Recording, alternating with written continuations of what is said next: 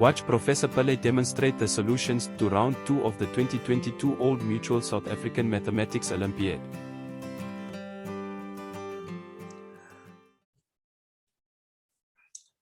Good afternoon, class. I welcome you once again to this session, which has been organized through the kind auspices of the South African Maths Foundation. This particular session is going to deal with the paper that you wrote recently, a few weeks ago. Is the Mathematics Olympiad senior paper, round 2. And I thought it would be a good idea to invite all those who had written the paper so we can discuss the questions and the answers, and then you will have some idea as to how well you did. I also want to welcome my good friend Patrick Rasubete, who is going to join us for a while at this meeting. He is the project manager for the South African Maths Foundation, and it is through his good will that we are actually having these classes. So we want to thank Patrick for not only coming, but for arranging all these programs so that we can benefit along with the other project managers. Okay, so with those few words, I see we have 15 people who are participating at the moment, and I am sure a few more will come in. But we're going to start because the early questions are quite easy. And I think those who come later will be more concerned or more interested in the ones that come further down the paper. All right, so with that, with those few words, let me share the screen.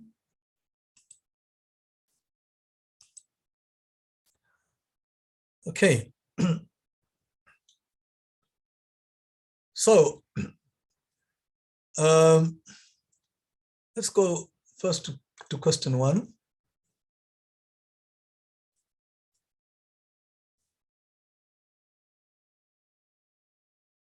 Might as well get used to this pen here.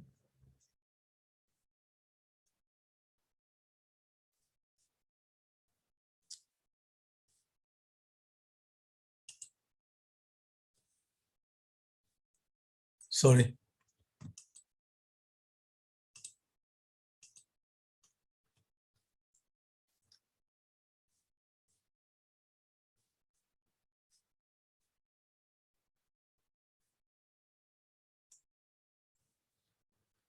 Okay, sorry about that. It took a bit of a time. All right, so the first question is, this is a simple question on board maths. You know, you do subtraction, division and multiplication before addition and subtraction. So this thing here is 8 divided by 2. You do that first, and then you do multiplication. 4 times 7 is 28. And the answer is 26. So it's a very trivial problem. The answer is 26. I'm sure some of you want to write down the answers so that you can check to see how well you did. Okay. The second question, how many of the integers from 1 to 100 are not multiples of 6?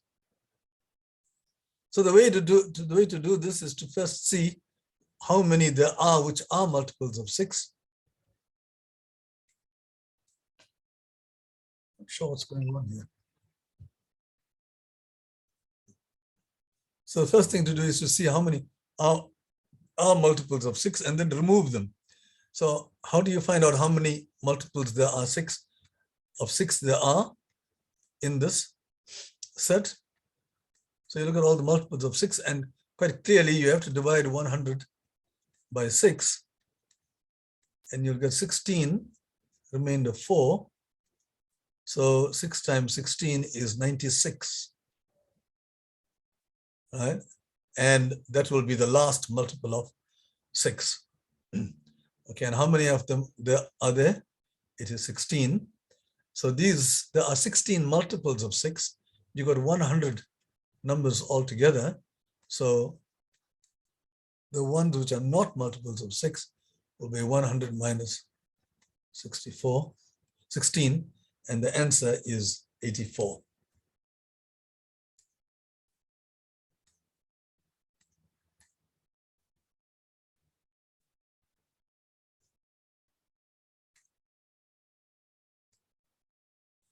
Okay, so we go on to question 3. A snowman is built by stacking 3 spheres with their centers aligned vertically. Okay, so these are actually spheres, not circles, but we can consider them as circles. If you take a longitudinal cross section, so you need to know how tall the length of AB is. Well, clearly from top to bottom, what you have here is, if you go from the top of the snowman all the way down to the bottom, that will be his height. And you can see clearly that the height will be 3 diameters. Diameter here plus diameter here plus diameter here. So you have to add the 3 diameters. The radii are 10, 20, and 30.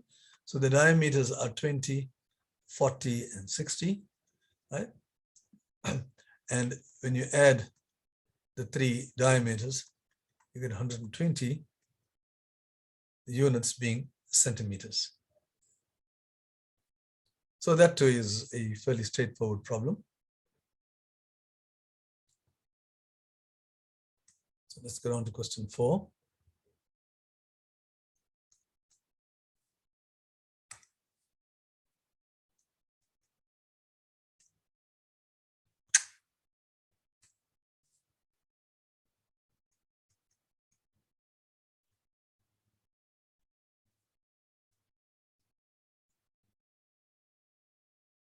Okay, there's a better way of doing this thing. All right, question 4 is the following. What it says here is that Emilia writes down the numbers 5, x, and 9. All right, and Valentin calculates the average of each pair of these numbers. So he finds the average of each pair. So there are 3 numbers. So there are 3 pairs. One is 5 and x, the other is x and 9, and the other is 5 and 9. So there are 3 pairs, and you get the 3 averages like this. The 3 averages will be 5 plus x over 2. If you take those 2, then you'll take x plus 9 over 2.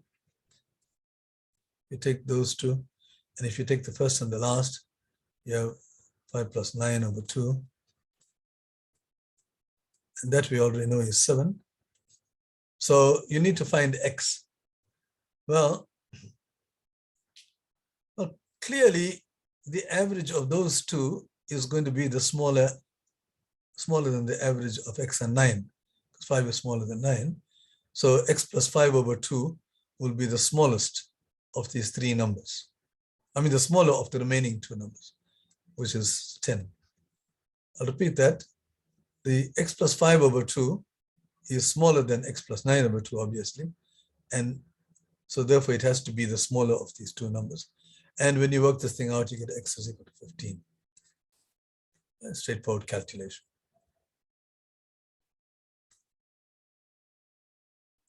So the answer to question 4 is 15.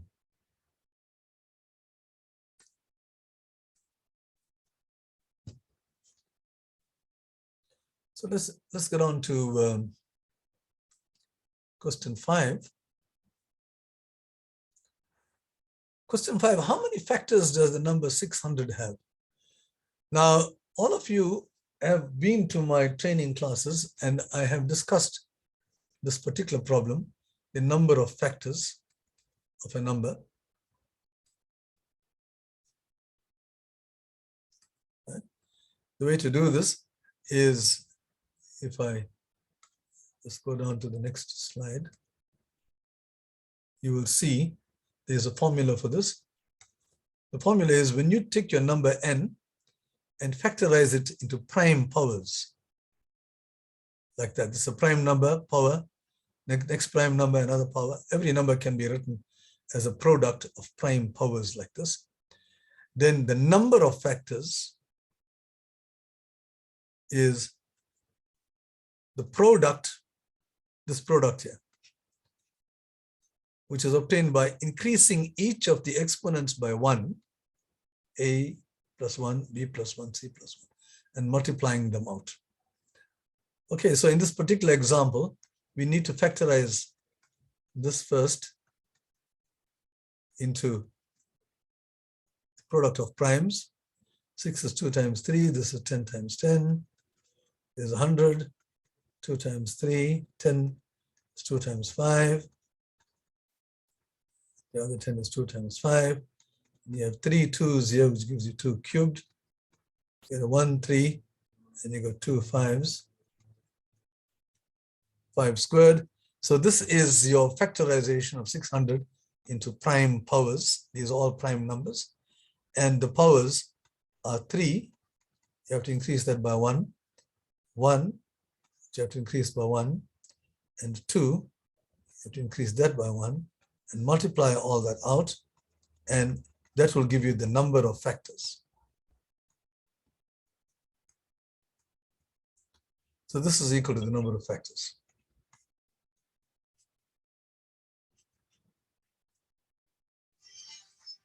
Okay, so this relies on a formula.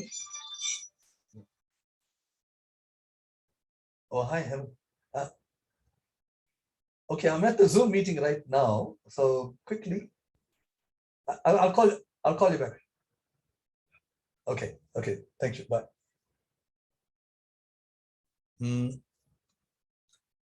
Yeah, so this relies on a formula which we had discussed at some other time, and we're not going to go into that. Those who know the formula will get to the answer very quickly. Others will work out all the factors. It'll take a long time, but you can do it like that as well. Okay, so that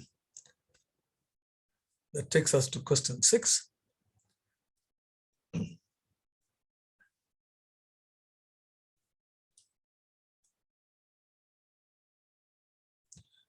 Snappy the dog is ill and must get 1 blue pill and 2 pink pills every day for 10 consecutive days.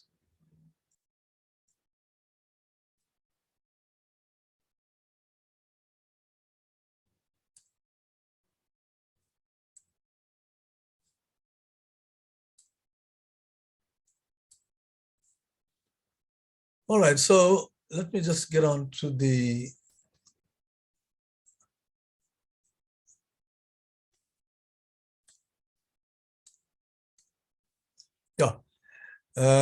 this is the slide on which I'm going to work. So you've got, he has to take a blue pill, let's just call that B, and pink. He has to take 2 pinks every day, daily, for 10 consecutive days. So therefore, he will take 10 blue pills and 20 pink pills altogether.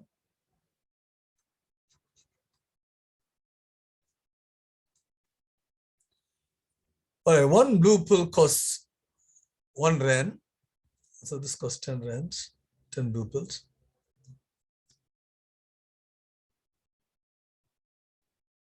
Oh, 1 rand more than the pink pill. Okay. In other words, if the pink pill,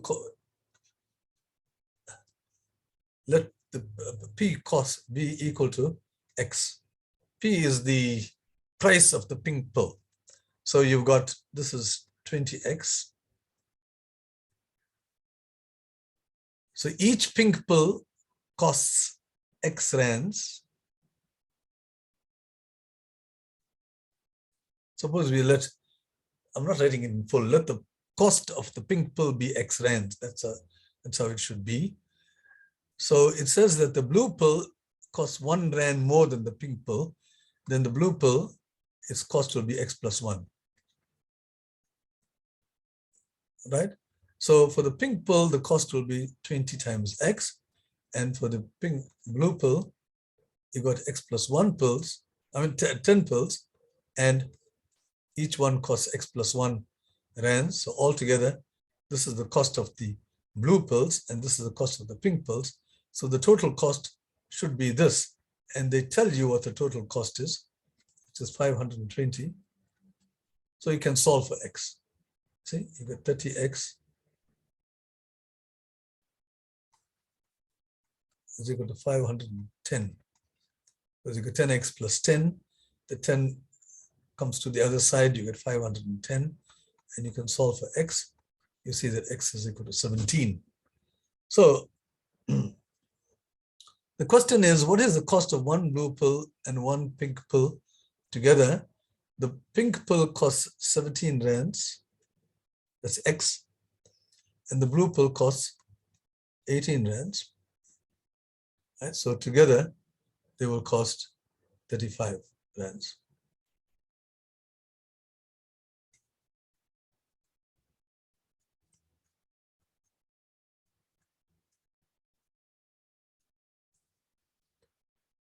Okay.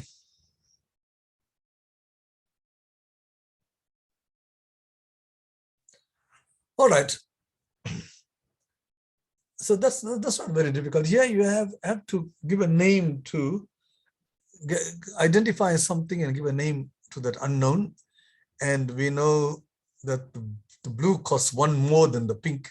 So it's best to give a name to the price of the pink pill. And thereafter, you work towards the equation. So that is how you do that.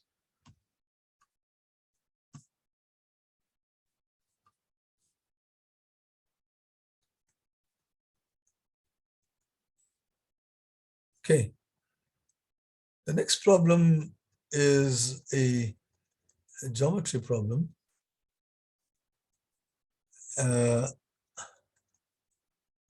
Oh, this thing shot right up to the top. Okay, this is the one. In this problem here, we are given a configuration. So lines A, B, and D, E are parallel. So you can see these are parallel. And angle CDE is 40 degrees. CDE. So this angle here is 40 degrees. That angle, CDE. And you are asked to calculate the angle X. Now, in our revision, we saw a problem like this. And if you recall, what we did there was we drew another line which is parallel to the two given lines. Right? You draw a line through C, which is parallel to two given lines. So now you have 3 parallel lines. This is your construction. And usually, I put my construction lines in red. Right. Okay, so once we do that, then after that, the rest becomes easy because now we can, because these are parallel, this is 40, so this angle here is 40, alternate angles. This entire angle is 90, it's given. So this angle here should be 50. And then if that angle is 50, these two angles are co-interior angles. So they are supplementary. They add up to 180 degrees. So X will have to be 130 to get them to be, for the sum to be 180. So that's the answer to that problem.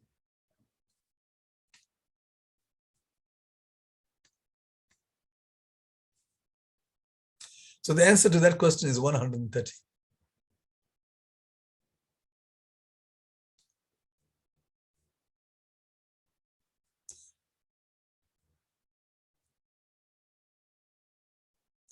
Okay, I just want to check to see, okay, we had 15 in the beginning, only 1 new person came in. So almost all of you have been with us from the beginning, so that's okay. I don't have to say anything more. Let's get on to the next problem. The next problem says in the sketch here, ABGHI, this is ABGHI. Okay, so you got two polygons and both of them are regular. In other words, all the sides and all the angles are equal. Both of them are regular. But one of them is a hexagon, six-sided figure, the large one. The small one is a pentagon, a regular pentagon. Now, we have also discussed regular polygons a couple of times. What is important with polygons is that the sum of the exterior angles is 360 degrees. When you add all the exterior angles, if you have a regular polygon having n sides,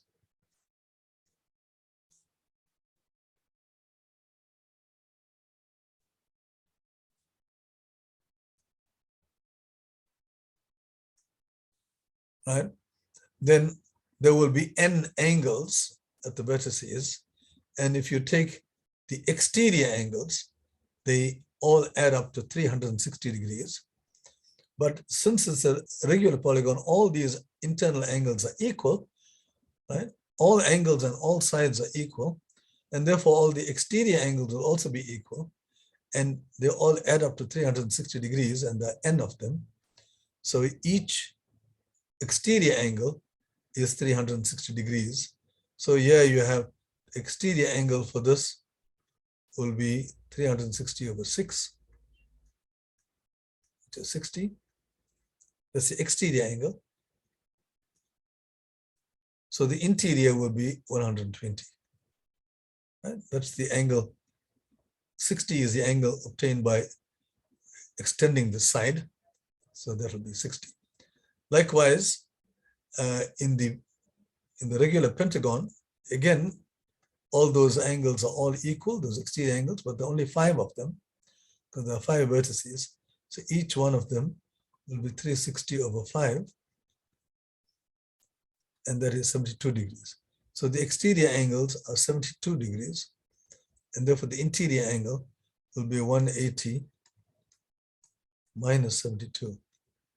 Right? But the exterior angle is obtained by extending each of these lines. So this angle is 108 degrees.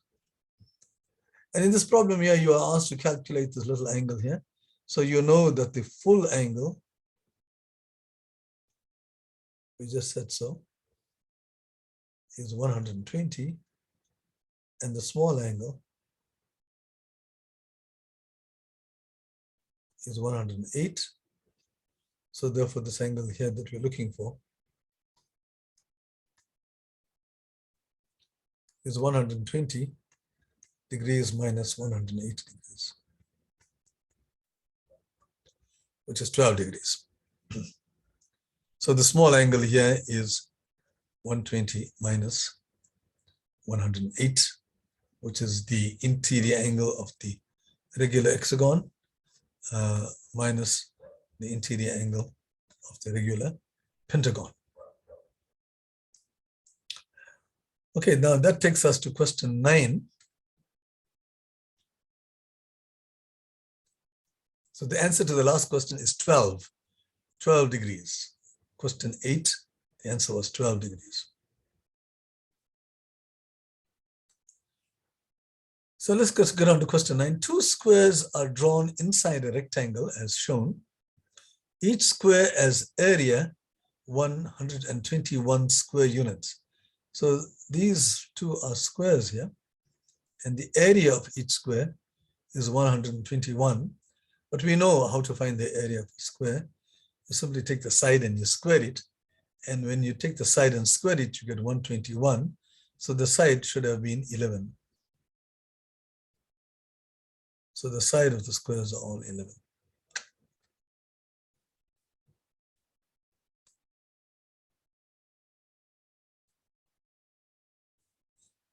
All right, so like that. And you also find the area of the rectangle. the outside rectangle. Okay, now how do you find the area of a rectangle? The area of a rectangle is length times breadth.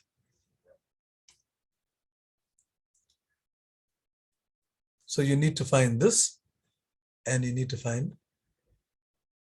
that, that's the breadth, and multiply these two, and you will get the area. Now, what is this? If you look at this, you will see it's actually the same as the diagonal of the square, right? The diagonal of the square is the same as the breadth. But now you know that the square has got sides 11, and it's a square, so you can calculate the angle, the diagonal. Let's call it D. So D squared is 11 squared plus 11 squared. So this is a right angle triangle, and D is a hypotenuse, and these sides are 11 and 11. So that gives you 2 times 11 squared. So that is D squared, right? So you can work out D is square root of 2 times 11, right? So you're finding the square root of this, so it will be 11 times square root of 2. So we've got the breadth. The breadth is 11 root 2. Now what about the length? If you look at this thing here, you'll see the length is nothing else but this thing here. Right? You just join these two things end to end, and you'll get the length. And that is twice the diagonal. You'll see the diagonal plus the diagonal. So this is 2D.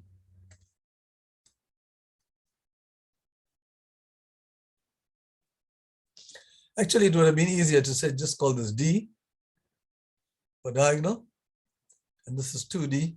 So the area is length times breadth, which is D times 2D, which is 2D squared. And D squared we already have is 2 times 11 squared. So that is 4 times 121. That's 484.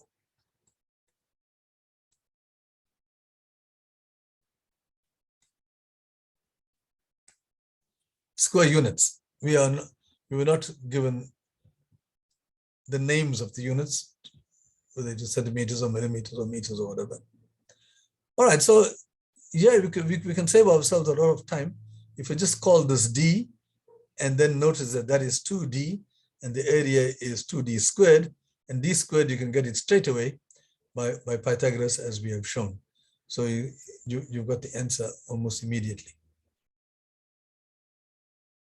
So the answer is 484.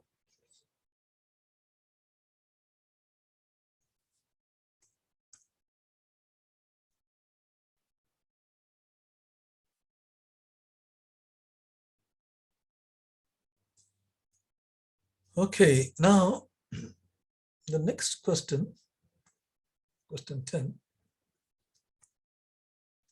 says the distance from Heidelberg to Pietermaritzburg along the N3 is 450 kilometers. So let's draw this thing.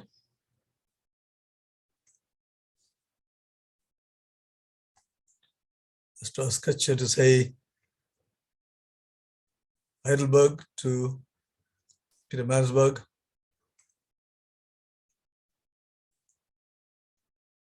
H for Heidelberg, P for Pietermaritzburg, and the distance between these two towns is 450 kilometers. Once starting from Heidelberg, okay, two cars head towards each other on N3. So you get one car is going in this direction, and the other car is moving in that direction. And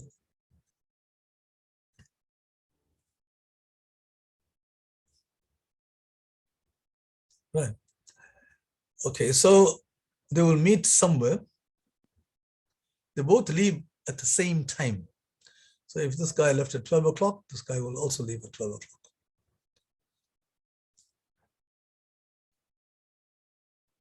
The speed of the first car is 40, whichever it is. This is 40 kilometers per hour. And the other car is 50 kilometers per hour.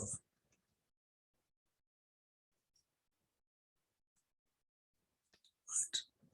In how many hours will the cars meet? So evidently they're going to meet somewhere. And the question is, how long does it take for them to meet? Now, the crucial thing is that when they meet, both of them would have traveled for the same period, for the same time, because they left together. See, they leave at the same time. When they meet, again, they are there at the same time. So they would have each traveled for the same period of time. We don't know for how many hours. And that's the question that they ask, right? So let that be T hours. Suppose they meet after T hours. Even here you got T hours. So this guy traveled for T hours, this guy traveled for T hours, and then they will meet.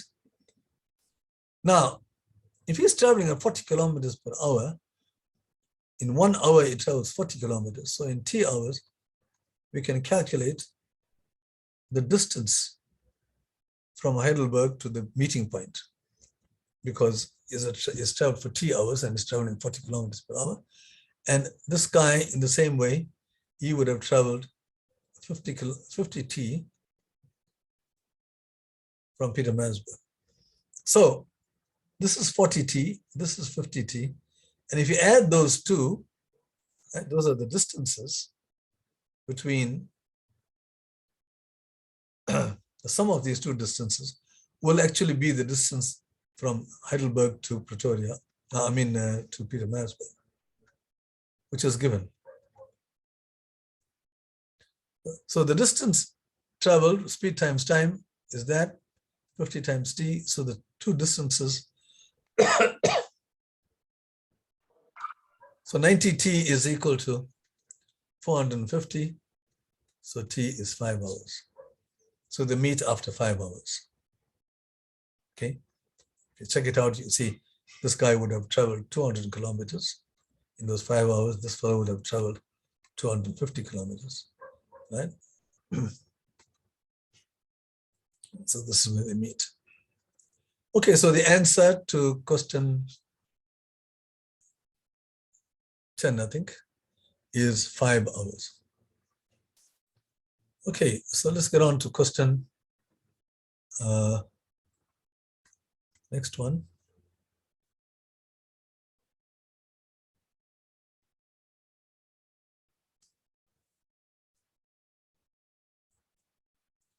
Sardines are sold in cylindrical tins. New tins with the diameters increased by 25% are designed. By what percentage should the height of the new tins be decreased to keep the volume of the tins the same? All right, so let's see what's going on here in this diagram. Oh, made both of them look almost the same.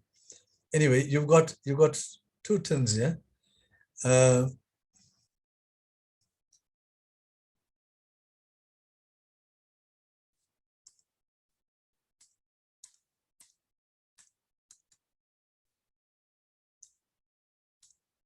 All right, it doesn't select. Now, the diameter of this is increased. It says here that the diameter of one of the tins is increased. So let's just call this thing, let the radius be R. We don't know what the radius is. And let the height be H. H for height. Okay. So the question is, by what percentage should the height be of the new tin be decreased to keep the volume of the tins the same. So here the volume is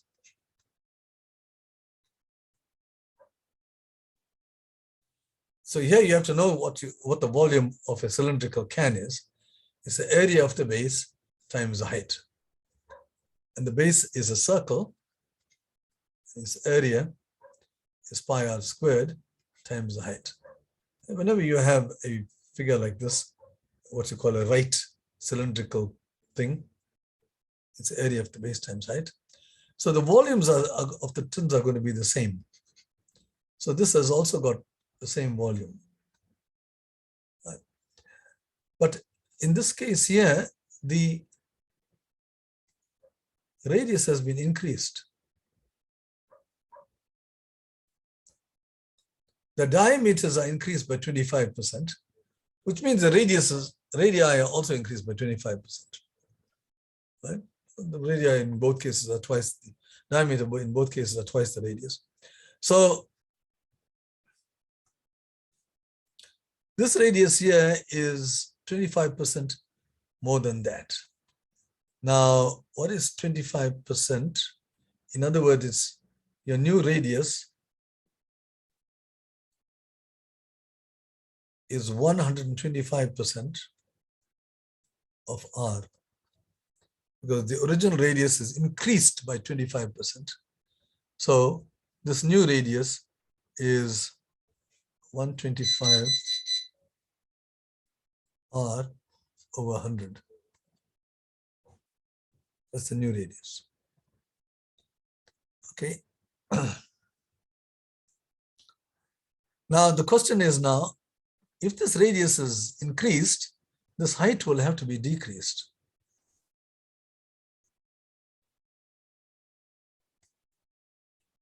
This height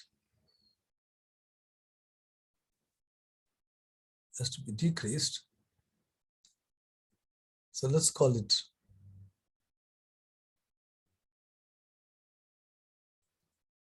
x. Right? So we don't know what this height is, but we do know that the volumes are going to be the same. So what we have here is that pi r squared h, that's the original volume, and this is going to be equal to pi, the new radius is this. I can simplify this. 25 goes into the numerator and denominator. So you have 5r over 4, that's the new radius. Right? You square it, and that gives you the area of the base of this new thing, and times the height, which is x.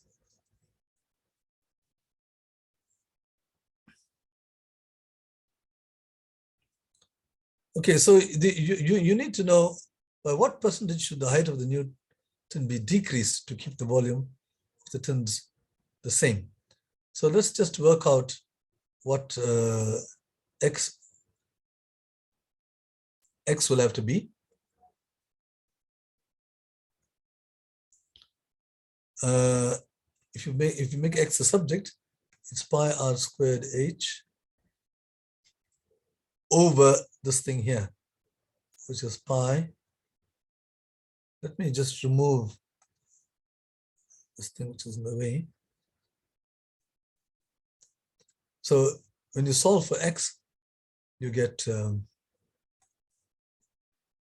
5 over pi r squared over 5 over 4. 5r over 4 all squared. So you have to divide, make x the subject. This is what you get. The pi's cancel, and the r squareds cancel, and you land up with 16h over 25.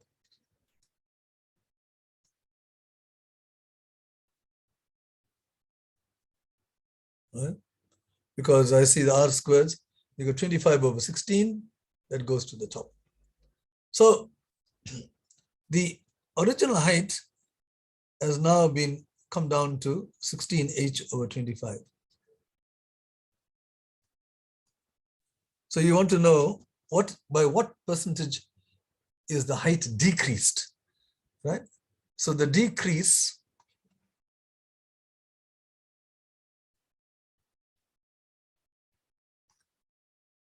from 25 over 25h, it came to 16. So the decrease is actually 9h over 25. You want to know by what percentage should the height be decreased? And this, you have to convert this to a percentage, and you see that you get 25. If you multiply the denominator by 4, you get your 100. So this is 36 over 100. And that is 36% of h. So you have to decrease the height by 36%. If you increase the height, the radius by 25%, or the diameter, and decrease the height by 36%, then you get the same volume. Okay, so that is how you solve the problem. The idea is to get an equation. Both the volumes are the same. So therefore, I can get this equation because I can calculate the volume of the first one and the volume of the second one and make them equal. And there's one unknown, namely x, and you can solve for the x and then answer the question. The reason why I got the 9 is that the new height is 16 over 25. The whole height was h. The new height is 16 over 25 of that. So if you want to work out the percentage decrease, right, you have to look at how much has this been decreased. So the h came down to 16 over 25h. So therefore, the decrease would have been 9h over 25. And then you convert that to a percentage. Now, this is an interesting problem. I received a WhatsApp message recently. So the answer is 36%, which gives this rather astounding fact. I don't know how far it's true, but what they said was the following, that, you know, when you go into a Mug and Bean or whatever, they ask you, you want a small,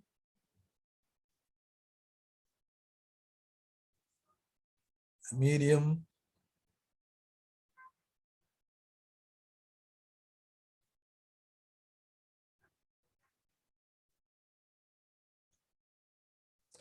or a large.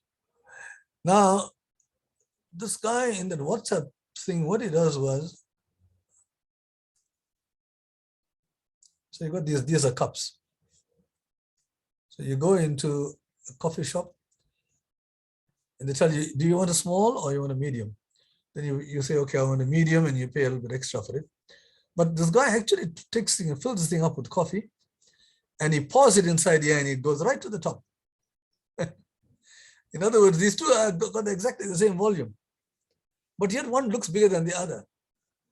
So you can easily deceive people like that because it looks bigger, and you think you are getting more for your money's worth.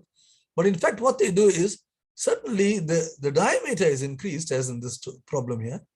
They increase the diameter so it makes it look as if it's bigger.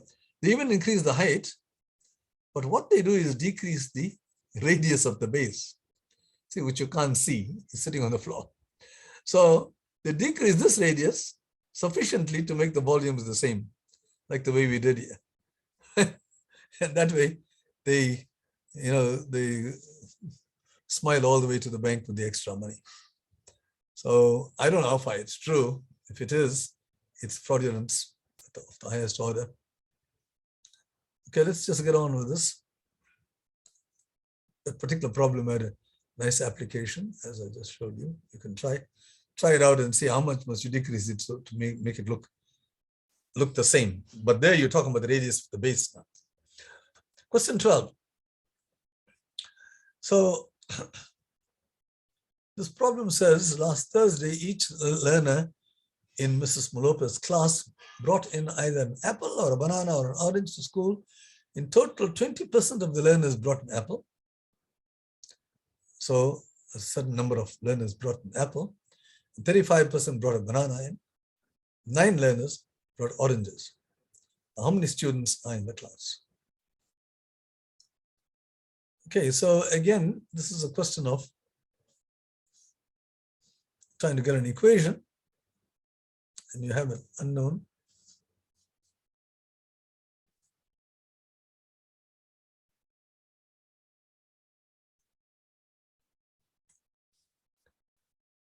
Okay, so let me work on this. So you want to know how many students are there in the class. So let that be your unknown. Let number of students in class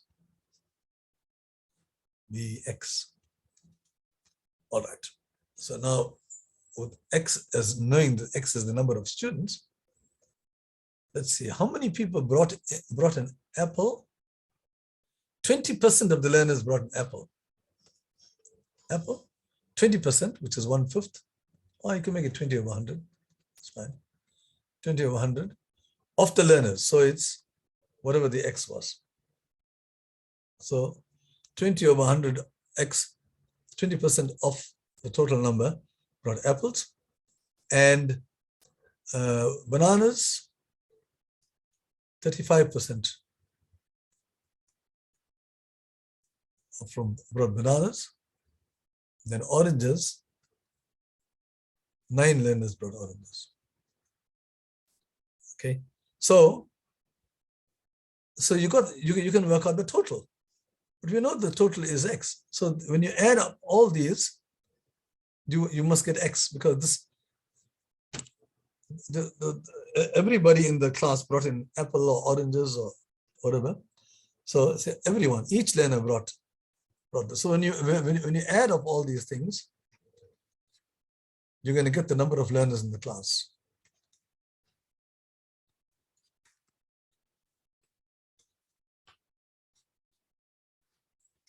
You're going to get the number of learners in the class, which is X. Because we said the number of learners in the class is X. So now all you have to do is to just multiply by all these things. Multiply this by 100, you get 20X plus 35X plus 900 is equal to 100X. Bring all the X's to one side, and you get 45X equals 900, and X is 20. Okay, after this, from this point onwards, is just straightforward calculations. And X is 20, which tells you the number of learners in the class is 20, and that's the answer. Okay. The next problem.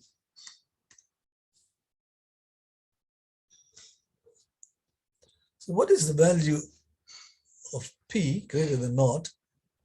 For what value of P will the triangle with vertices 0, 0, P 0, and 22, 22 have an area of 22 squared?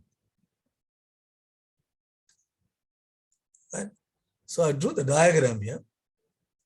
So in effect, what you've got here is your x-axis and your y-axis.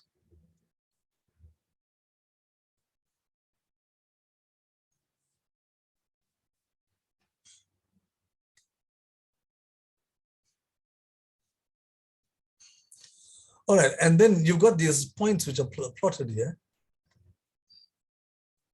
And you got the origin. Right, that's the first one. P0. P0, the y-coordinate is 0, so it must have been along the x-axis. So I plotted P0 along the x-axis. And 22, 22, we can plot that point up there somewhere. And you know, now you got the plot. And now that gives you a triangle. I've shaded in the triangle. These 3 points are the vertices of a triangle. And you need to calculate the area of this triangle. Right, we already know the area is 22 squared, so we can try to get an equation involving P, because we need to solve for P. So how do you find the area of this triangle? It is half base So what is base? Base is the length from here to here. That is clearly P. It's just the X coordinate. So the area is half base times the height. Now what is the height? The height is that one, and that is the Y coordinate of that point there. So half base times height is that. And that's the area. But we already know that the area is 22 squared. 22 times 22, that's 22 squared. So now you can solve for P, cancel the 22s, and you have P is equal to, half P is equal to 22. So P is 44. And very simple equation, but it's getting to the equation that is the. You'll notice all these things are simple equations. Even the other time we calculated in the time, it's just 50t plus 40t or something. Very simple, no complicated equations. But later on, you'll come across some frightening ones. Okay, so the early problems, so P is equal to 44.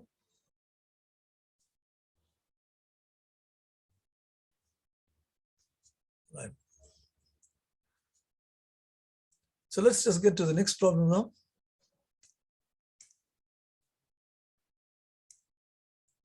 We had question 14. 3 of the first 5 positive integers are chosen at random. Okay, what are the first 5 positive integers? They are 1, 2, 3, 4, 5. 3 of them are chosen at random. So any 3. Okay. And then arranged in increasing order. Right? So if you chose 540, 534, for instance, that's your 3 integers.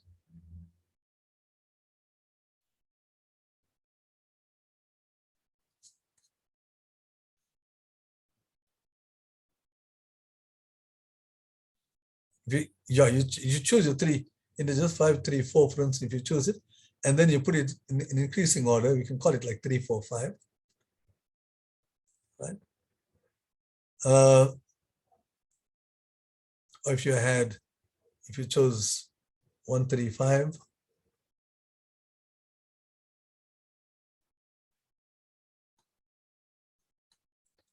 put increasing order, and if you chose 2, 3, 4, so you create these numbers. Right. Actually, you don't have these numbers. It's actually 3, 4, 5 like this. 1, 3, 5, 2, 3, 4. But just to not to make life complicated, I just put down 3, 4, 5. But it's not the number 345. If you want, you can think of it like that, but that's fine. Okay, so the probability that the 3 chosen are consecutive. Right now, you see, these are consecutive, but this is not. Okay, so the probability that they are consecutive is P over Q in lowest terms. So the question is now, how do you calculate the probability? Okay, so you want to see which numbers are consecutive. Now, if you look at this, it's easy to see which are what we call successors.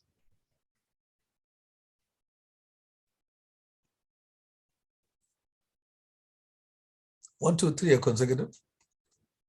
2, 3, 4 are consecutive. 3, 4, 5 are consecutive. There are only 3 possibilities.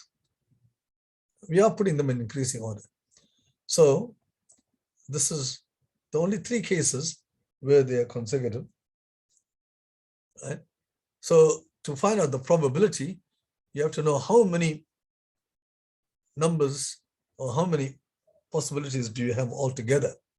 So you have to count the number of ways of choosing 3 objects from 5. Right? There are many ways in which you can choose 3 objects from 5. Right? The number of ways of choosing 3 objects from 5. Now, if you want to use an advanced method, okay, let me do the easy method first. I'll show it to you because I've done it down. So what I've done here is I've written all the possibilities at the bottom here, right? And I highlighted those which are consecutive. Now we needed to count how many there are. 1, 2, 3, 4, 5, 6, 7, 8, 9, 10. So there are 10 possibilities altogether, of which only 3 of them are successes. The probability of the 3 chosen numbers are consecutive. Only 3 of the 10 are successes. So the probability is 3 over 10. And so that's the answer. And its lowest terms, it is already in lowest terms. And to calculate P plus Q, so this is your P plus Q. P over Q. Right? They say the probability is P over Q, so we know that you can calculate the probability is 3 over 10. And so P plus Q will be 13. Right? Now, you can actually get 10 without having to list all these things. Right? And how do you do that? If I've got these 3 numbers, these 5 numbers, and I choose 3, right? To choose 3, I leave out 2. I repeat that. Choose 3, I leave out 2. So I can count each time I have a pair of numbers, 2 numbers, then I have the 3 numbers in my set. So the number of ways of picking 3 numbers is the same as the number of ways of picking 2 numbers. So the number of ways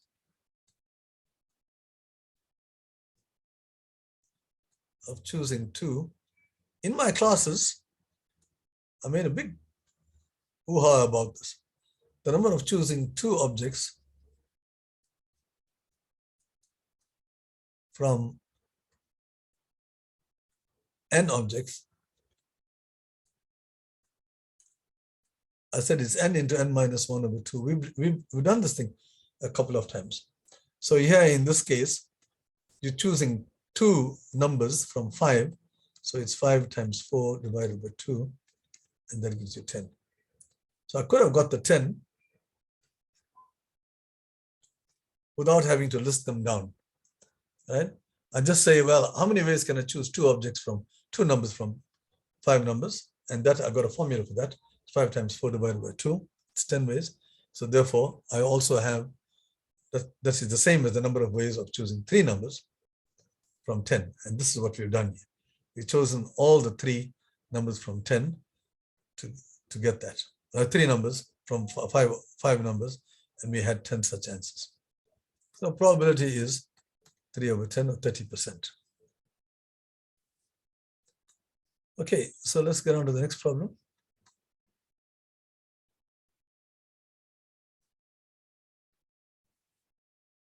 Okay, the next one is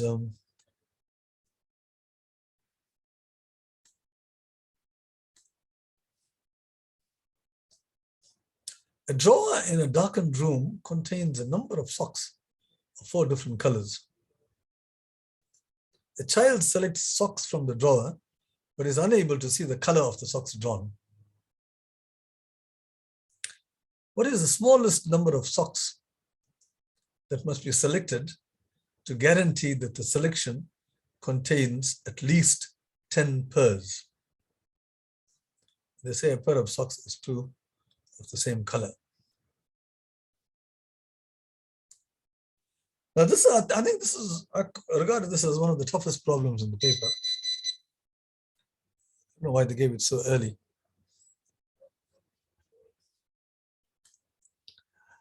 First, we have to understand the question. You've got a bag full of socks.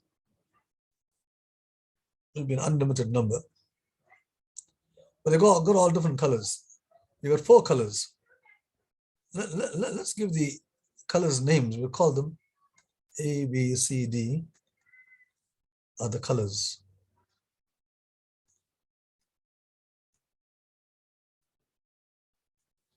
So what happens? This guy, he's got a bag here, and he's got all these socks here of different colors, and so on. And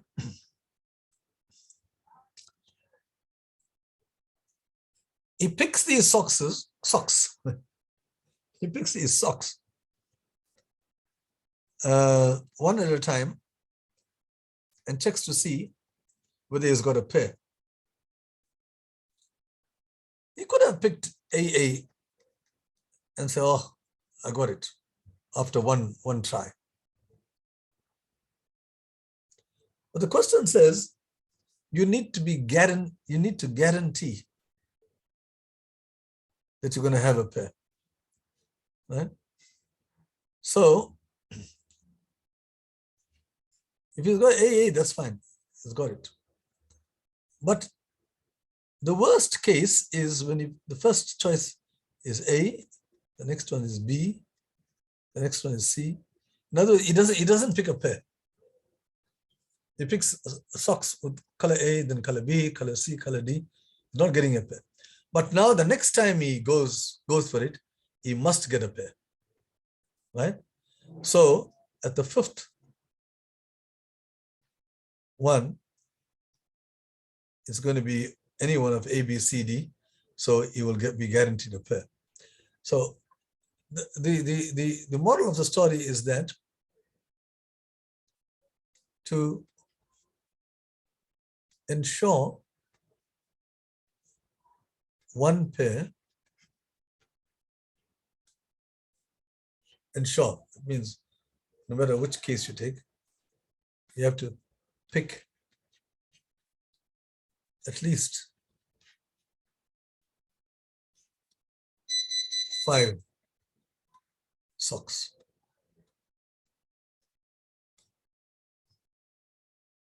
See? All right. I'm not going to look at the question yet. I have went through the question, but I just want to understand this. I want you to understand. Okay, now let's see if you want to ensure 2 pairs.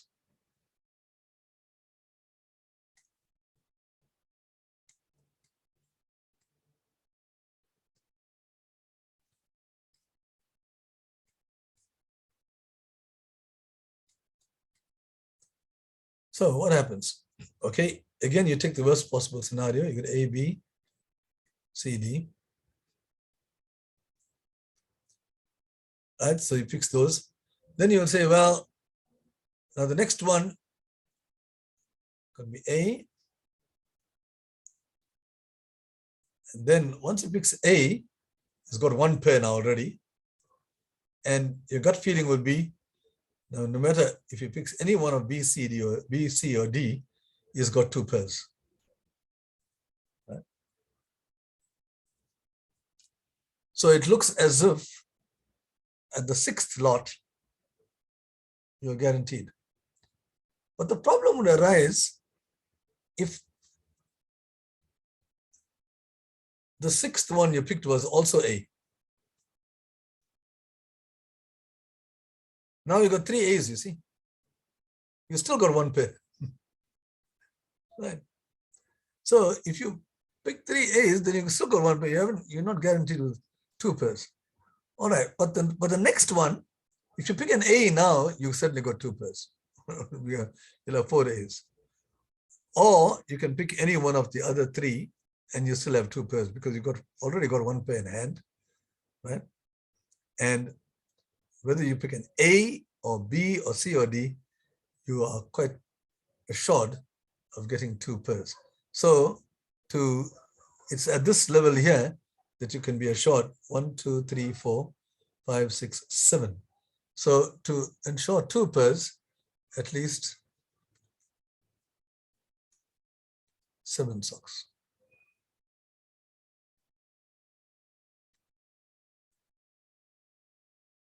All right.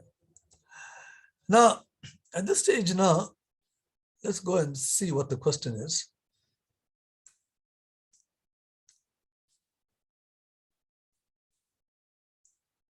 They say, what is the smallest number of socks that must be selected to guarantee the selection contains at least 10 pairs?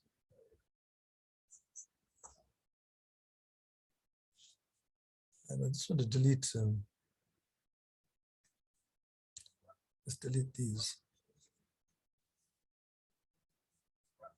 So what is the smallest number of socks that must be selected to guarantee at least 10 pairs? Right? To guarantee 2 pairs, you need 7. To guarantee 1 pair, you need 5. But to guarantee 10 pairs, now how do you do that?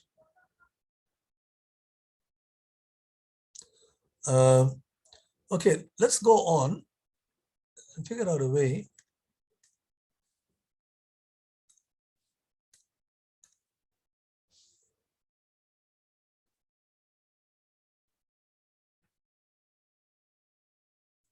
Now, to guarantee for 3 pairs,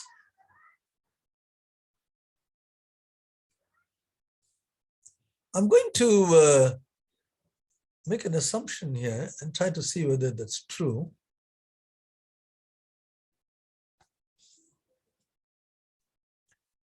Yeah, notice that to guarantee 2 pairs, I have to increase the number of socks by 2. So maybe for 3,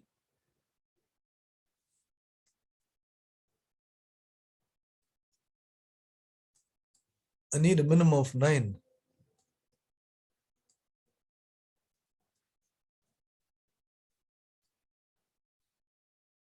Right.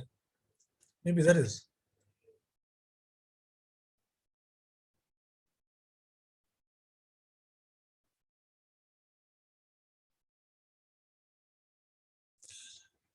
So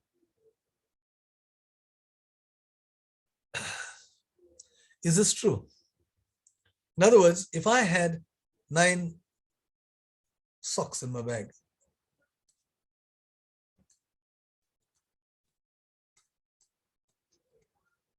given 9 socks, will I always have 3 pairs in this lot? So that's the question. Well, the answer is yes. Because if you got 9 socks,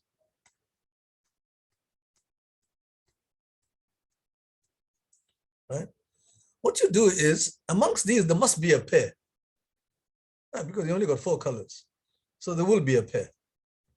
What you do is you extract that pair. Right. So now you got at least 1 pair. Now, how many do you have left? You got 7 socks left. And we just showed that if you got 7 socks, you'll always have 2 pairs. So in this lot here, you got 2 pairs. Which means that I will always have 3 pairs with 9 socks. You're guaranteed to have 3 pairs with 9 socks. And in a similar way, you can show that if you had 11 socks, increase it by 2, right? You'll always have 4 pairs. You do exactly the same thing. You got 11 now, take out a pair, and now in these 10, I'm sorry, I had too many.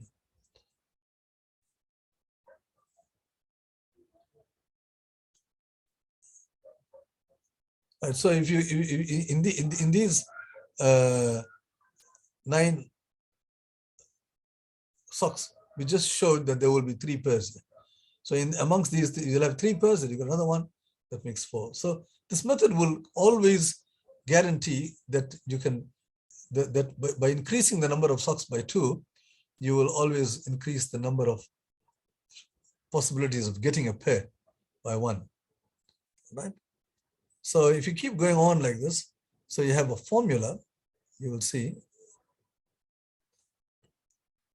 2 pairs, 7, 3 pairs, 9, 4 pairs, 11. You need at least 11. So you need to get to 10. You want to guarantee for 10. What's the rule? You can see it's 7, 9, 11. So it's actually doubling this and adding 3. If this is n, this is 2n plus 3. Double this, add 3. Double this and add 3. Double this, add 3. You'll see you get 8 plus 3, 6 plus 3, and so on. So the answer is 23. So if you got 23 pairs of 23 withdrawals from this bag, you are guaranteed 10 pairs. So the answer is 23, but not quite. See, I just want to point out something here.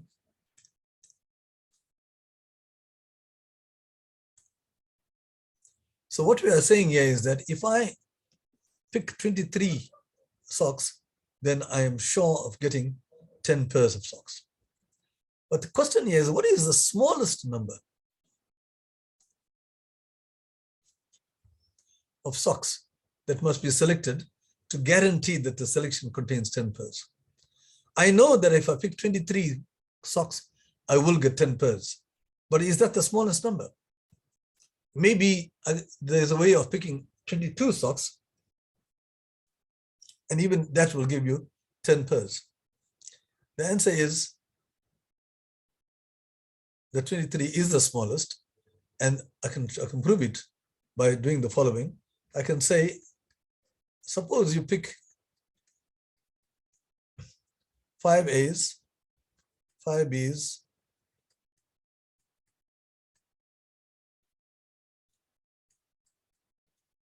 5 C's, 5 D's. Now that makes 20.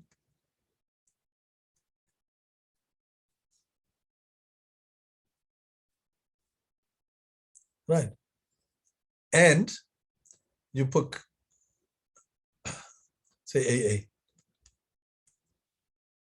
Now this is 22.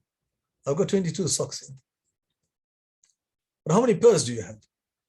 You got 2 pairs here amongst those 5. You got another 2 pairs here amongst those 5. Another 2 here, another 2 here, and you got 1 pair here. So you got 9 pairs. Right?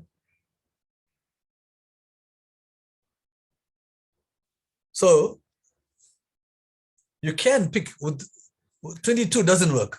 I can pick, I can choose 22 socks in such a way that I only got 9 pairs, right? So we say we want at least 10 pairs. So 22 doesn't work, but 23 does. We've shown it, and it's the first one. So therefore, this is the minimum.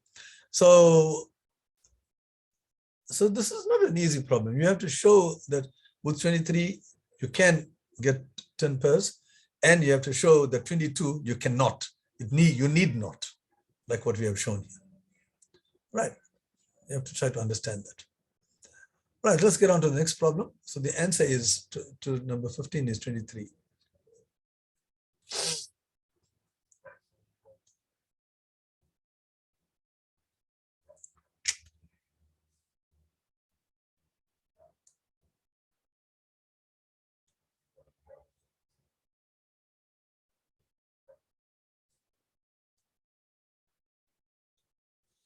Okay, so I'm going to select question 15.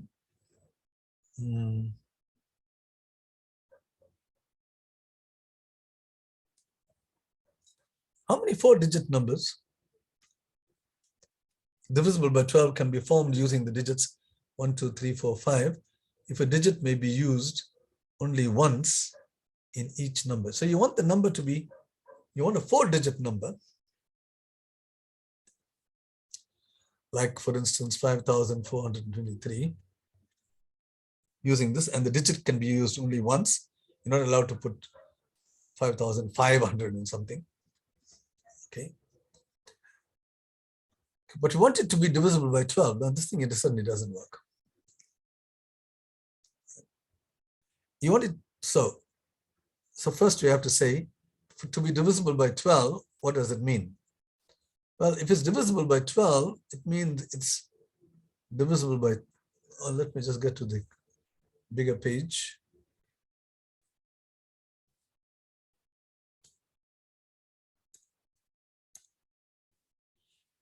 All right, so you've got you got the numbers.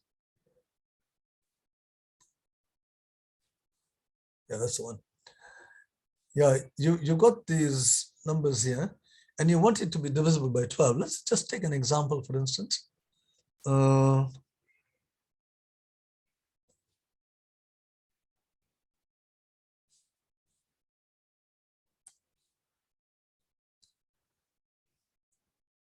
So you want a 4-digit number, which is divisible by 12.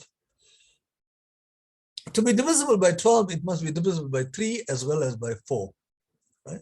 So the number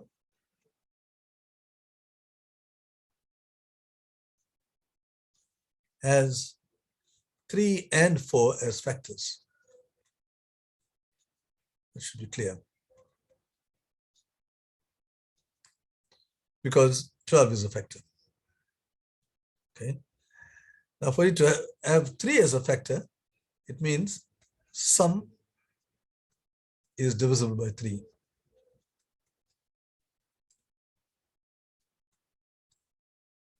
So I must pick 4 digits whose sum is divisible by 3. Now the total sum amongst these 5 is 15. When you add all these numbers, 15, and you have to remove one of these so that the sum is 15. Okay, you're going to pick 4 numbers. The only number you can remove, the sum is already 15 if you take the whole 5.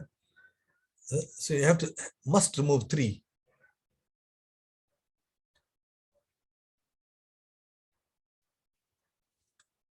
Right? If you remove any other number, if you remove 5, for instance, 15 minus 5 is 10, and you'll never get a new number which is divisible by 3. 1, 2, 3, 4, no matter how you mix it around, it's not going to be divisible by 3. So you have to remove 3. So now the 4-digit number uses 1, 2, 4, and 5. So these are the numbers which are used. And you can see it adds up to 12 no matter which number you make. So that will be divisible by 3. Now you want to force it to be divisible by 4. Now to divisible by 4, you have to have the last 2 numbers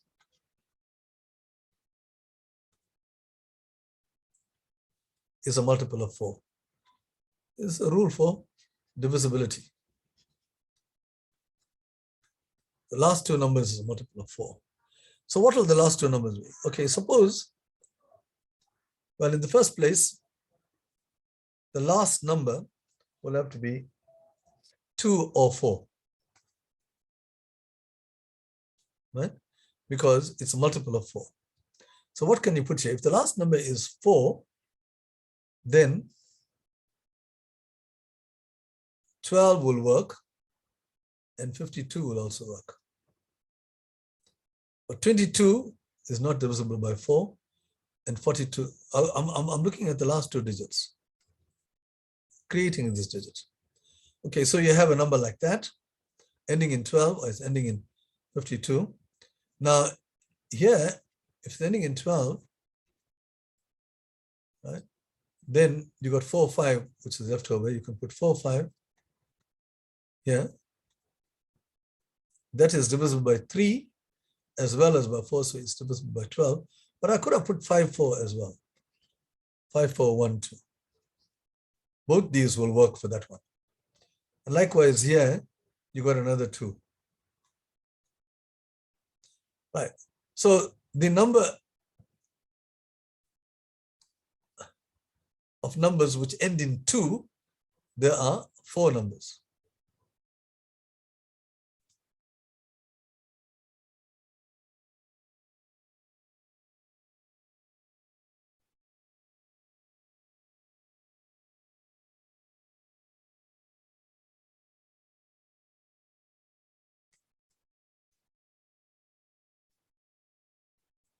Okay, 4512, 5412, and you do the same thing with this, right? Here you're going to have 52, say 14, 1452 or 4152. Okay, in the same way, you can end in 4 now. To end in 4, right?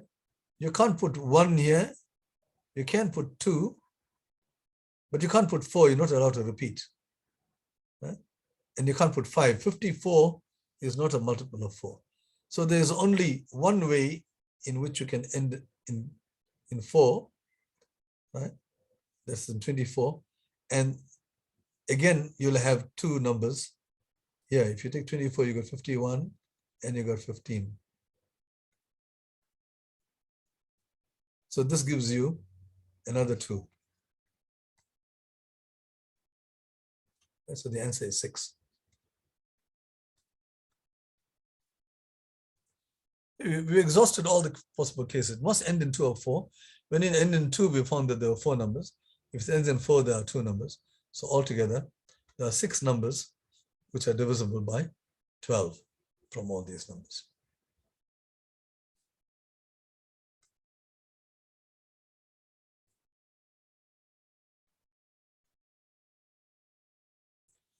So that's question 17, is it?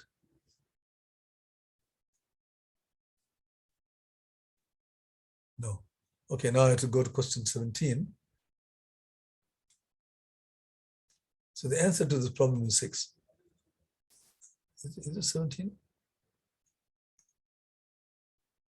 Yeah. Okay. Question 17 says, Henko forgot to fill his water bottle for a long hike undertaken by him. Connor, and Sibu. Connor and Sibu. All right, so there are 3 people who are going on a hike here. H, C, and S. And this guy is forgotten to fill his water bottle. Fortunately, Connor had 4 liters. So this guy has got 4 liters, and Sibu had 6 liters. And Henko didn't have anything. He forgot. The 3 hikers shared the water. So altogether, they got 10 liters. So they all shared it, 3 1/3, 3 1/3, 3 1/3. So in the end, they all had 3 1/3. They shared it. At the end, Henko gave 50 rands to both of them. And he said, okay, split it for the water that you gave me. If the money is divided fairly, how much did Connor get? So now this guy, he gives 50 rands to the other 2 guys, and he says, share it so that for the water you gave me. Right. So to actually get to divide it fairly, you have to see how much of water did Connor give and how much of water did Sibu give to Henko. Right? Connor had 4 and he had 3 1/3. So Connor would have given him, well, in the end, he was left with 3 1/3. So he would have parted with 2/3 of a liter. While Sibu, from 6, he parted with 8/3. 3 1/3, it's 2 2/3 actually, which is 8/3. So Henko benefited by 2 liters from Connor and 8 parts, 2 parts from Connor and 8 parts from Sibu. So therefore, Connor should only get 2 parts of the 50 and Sibu should get 8 parts of the 50. In other words, Sibu must get 4 times more than what Connor had. See? Because he gave 4 times more water than Connor did. So he must get 4 times more money from the 50 rands. So the 50 rands has to be split in the ratio 1:4. right? And there are 5 parts, and each part is 10. So I'm 10 and 40. So this is the fair distribution. So Connor, how much did Connor get? Connor, yes, he gave the smaller amount. So Connor will get $10.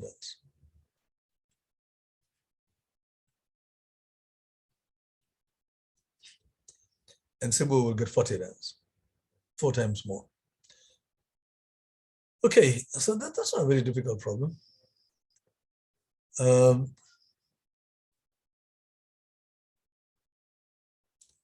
on to question 18.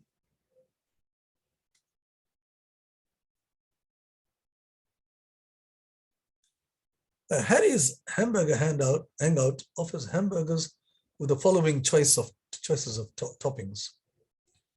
So you got various names here. I think what we're interested in is how many choices do you have?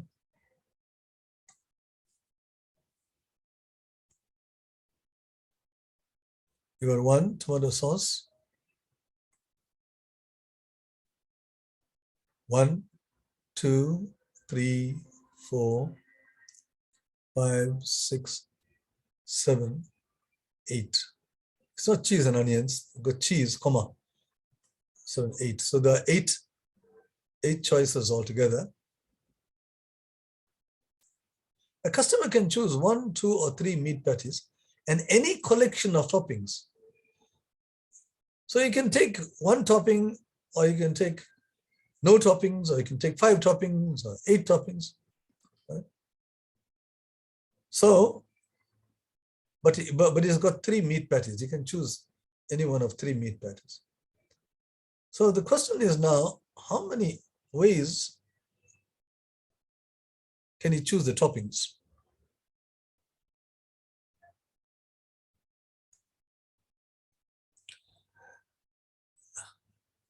Or if you've seen this kind of thing before, then it wouldn't be very difficult to do it. But I'll just say that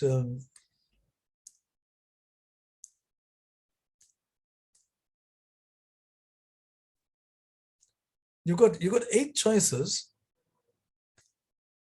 Just call them A, B, C, D, E, F. Not particularly interested in exactly what the names are. You can pick only 1. So you could have just A or B, C, right up to H. Or you can pick 2. Now there you can have A, B, A, C. And a lot of them going up to G, H. Or you can pick 3, A, B, C, A, F, G. And it becomes more and more frightening as you go along. But when you come to 8, there's only one way of picking 8, all 8. So the question is, how many ways can you choose toppings? Right? And you could have chosen none at all as well. You could have chosen no toppings, 0 toppings. But here you have only 1. Here you have only 2, and so on. So the question is now, how many? This is the same as how many subsets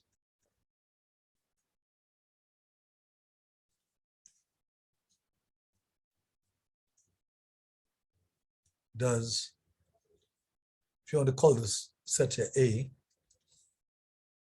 have?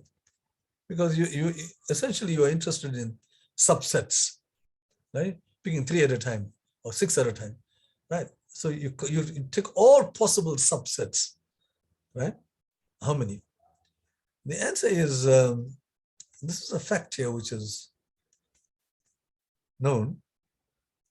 A set having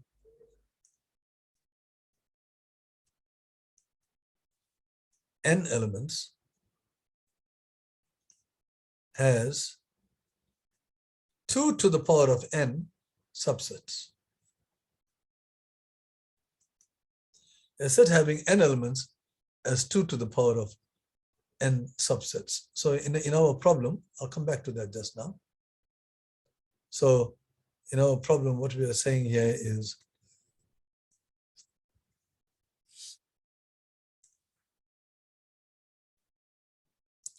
so our set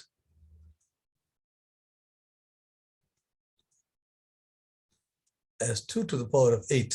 So if you add up all the total number of subsets, you're going to get quite a large number, 2 to the power of 8, which is 256 subsets. Now, what do you mean? Why are we talking about subsets? A subset is a choice of toppings. So you've got 256 choices of toppings.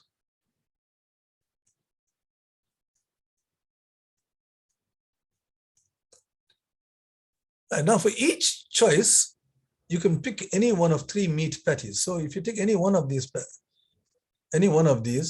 you can choose one patty number 1, or patty number 2, or patty number 3.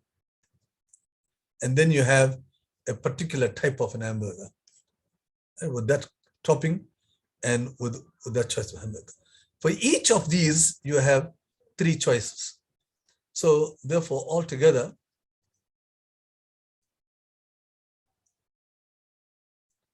there are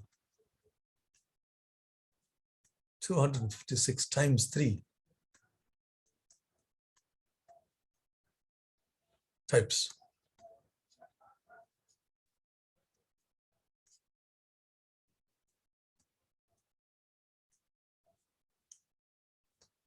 All right. So this problem, it's got 2 parts in it. First, you have to choose the toppings, and then you choose your meat, right? And you ask yourself, how many ways can you choose the toppings? And how many ways can you choose the meat? And then altogether, it will be the one times the other, because for each one of these choice of toppings, you have 3 choices of meat. So the crucial question was, how many choices of toppings do you have? And we said that the answer was 256. And I said it's the same as finding the number of subsets that a set of 8 elements has, and the answer is 256. Okay, I just want to just explain that.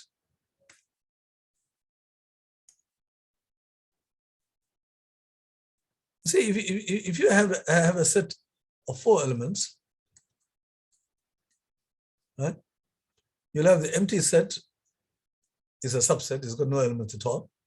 Or you could have a 1-element subset, or you could have a 2-element subset, 1, 2, 1, 3, 1, 4, 2, 3, 2, 4, 3, 4. It's a 2-element subset. Or you could have a 3-element subset, in which case you have to miss 1. So if I take out 1, I've got 2, 3, 4. If I take out 2, I get 1, 3, 4. If I take out 3, I got 1, 2, 4. If I take out 4, 1, 2, 3. So taking a 3-element subset means it's the same as ignoring one of these 4 elements. And then the 4-element subset is only 1. So how many subsets have you got altogether? You got 1 plus 4 plus 6 plus 4 plus 1.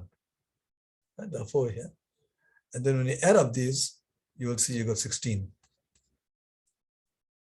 Right? And that is 2 to the power of 4. See?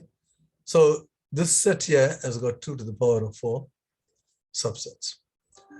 So in a case like this, we can easily list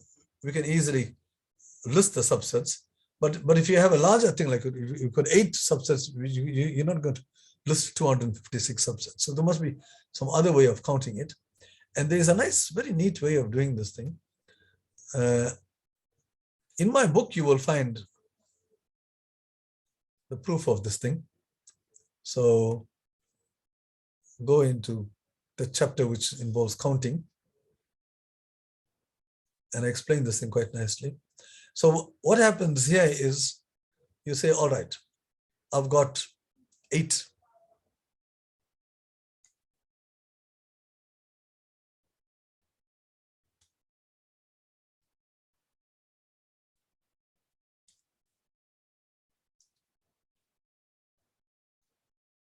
What's going on here?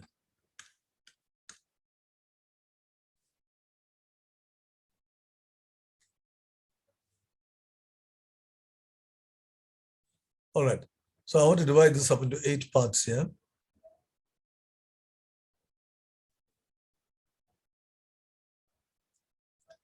So I want to choose a subset. Right? Now to choose a subset, I have to choose a box. Choose a collection of boxes. Right. What I will do is, if I'm choosing a set, like for instance, I got my symbols A, B, C, D, E, F here. And I choose the subset. Suppose I choose a subset with B, F, and G. B, I'll put a 1 here. And here I'll put a 1 here. And here I'll put a 1 here to show that I've chosen it. And then if I don't choose it, I'll put a 0. Right. So for this particular subset, I have a string which looks like this: 0, 1, 0, 0, 0, 1, 1, 0. And the question is now, how many such strings have you got? Because every time you have a subset, you have such a string, and each time you have such a string, you have a subset. You just take the ones with the ones in it, and you say that creates your subset. So the answer is, how many strings do you have? Each box here can be chosen in 2 ways. You can either put 0 or 1. Yeah, so that can be chosen in 2 ways. That can be chosen in 2 ways, and so on. And the 8 boxes altogether, that gives you 2 to the power of 8.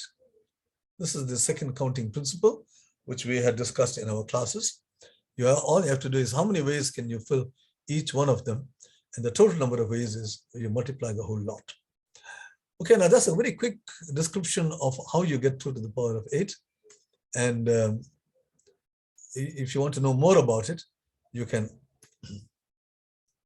go to my book and read. In fact, it'll be very nice to read the whole chapter on counting. When you get to your holidays, go and get my book and try to read as many lessons as possible. And you will learn quite a lot. Yeah, in these classes, we can only have very limited discussion.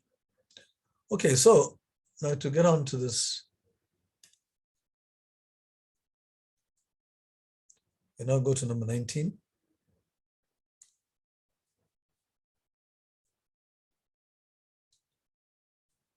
Okay, number 19 says an equilateral triangle is placed on top of a square.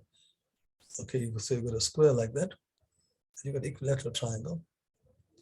The base of the triangle is equal to the side of the square. So you can see one is fitting exactly onto the other.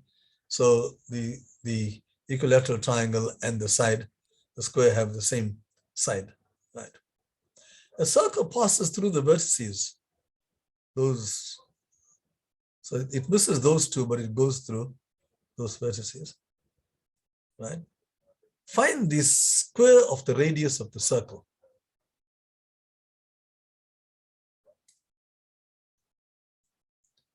Right, now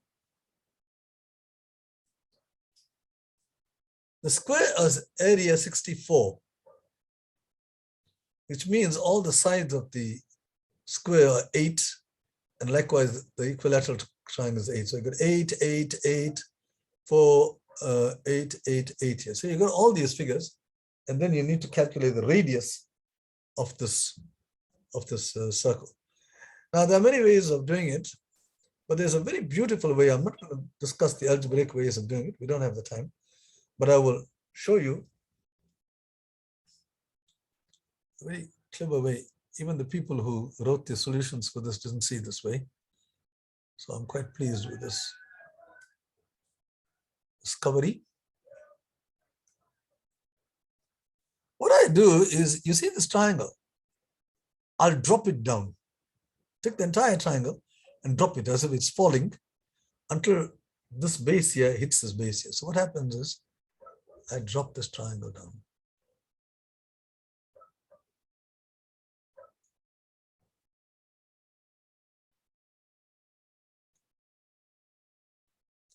So the triangle is now assumed that position.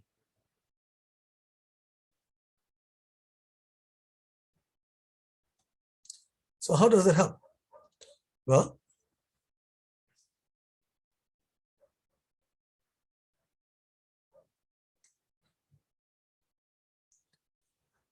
I'm going to join.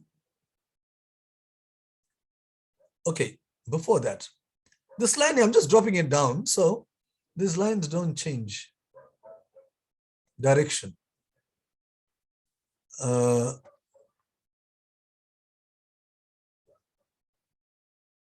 That would have been parallel like that, because we just drop it down vertically. And likewise, this line here is parallel to this. Okay. So, but these two lines are equal and they are parallel. So the figure, this thing here,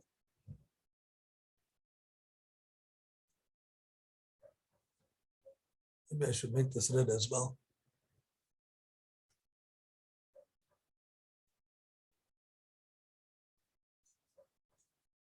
This figure here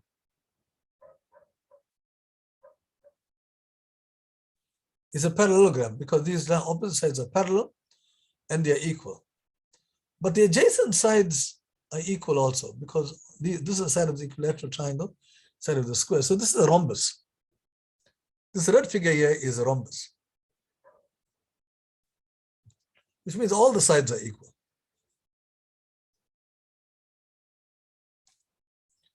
So as far as the rhombus is concerned, all the sides are equal because the opposite sides are equal and parallel. Therefore, it's a parallelogram on the one hand, but the adjacent sides are also equal, right? Because one is a square, side of a square, and the other one is the side of the equilateral triangle. They all got the same sides. So therefore, it's a rhombus. And so therefore, it means that this length here is the same as that length. And of course, the equilateral triangle, all the sides are the same. So what does this mean? It means that this point here is the center of the circle. Can you see? There's a radius, radius, radius. So this point where it dropped to, where the top of the triangle fell down to, that actually fell into the center of the circle, right? And the radius of the circle is just the original side. One line. The answer is equal to 8, because this double stroke is just the side of the square and the side of the equilateral triangle. Okay. So that's a very easy way. You can find nice algebraic ways, you know, as the people who set the question, they found some equations and all that, and solved it. But I had this very simple and beautiful way of doing it. Okay, let's get on to the next problem.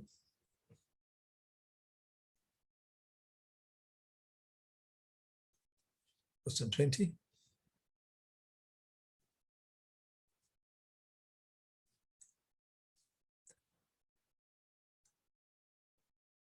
What is the 50th decimal of 1/7? I'm not going to waste my time with this. I'm not even sure why this thing appeared in this paper. It's a kind of question which you will ask in round 1, juniors.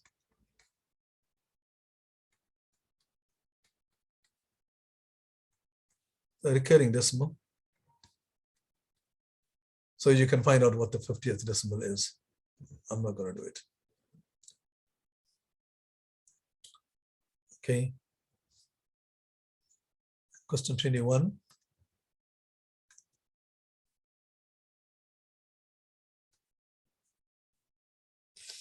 Find the volume of a cube whose diagonal is this funny number. So what is the volume of this cube? Okay, how do you find the volume of a cube? Find the volume of a cube. You, if you know the side, then, well, all the sides are the same. Then the volume is the cube of the side. So let's just do that.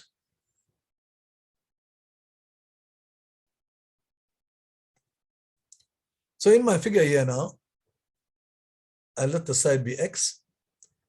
All these are x's, all the sides are x. And we need to The goal is to find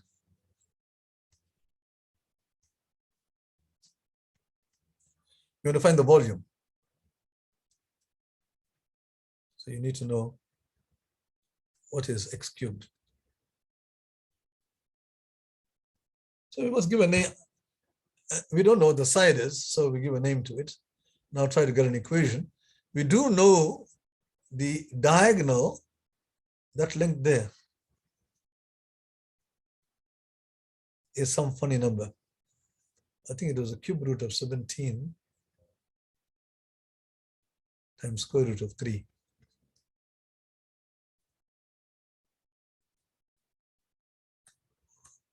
Let me just double check. Cube root of 17 times the square root of 3. All right, so I know the diagonal. So now I need to get an equation. Well, if you look at the diagonal, and if you join the diagonal of the bottom square, you're going to get a right angle triangle. See, this is vertical, and this is on the floor, if you like.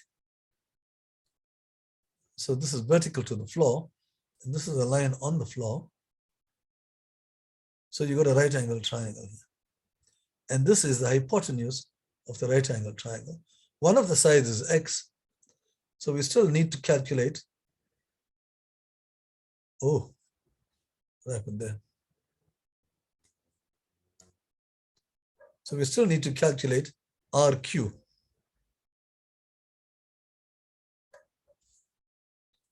See? So what do we have? We have, let's do it from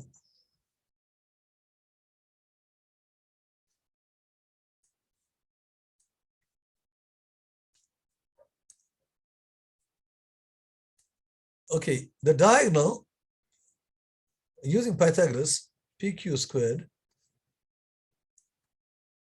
the diagonal squared is equal to PR squared, which is x squared,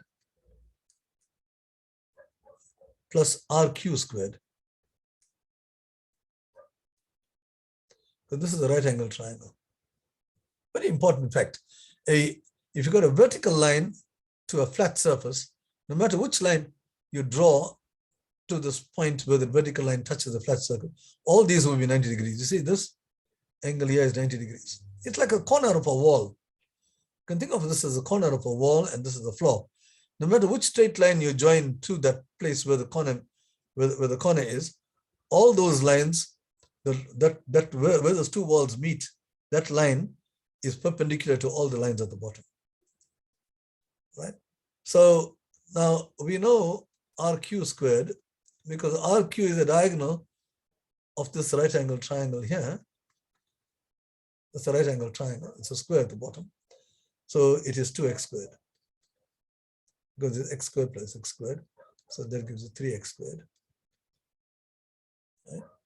So you have this equation now. 3x squared is equal to PQ squared. And this is PQ. Your diagonal was this thing here.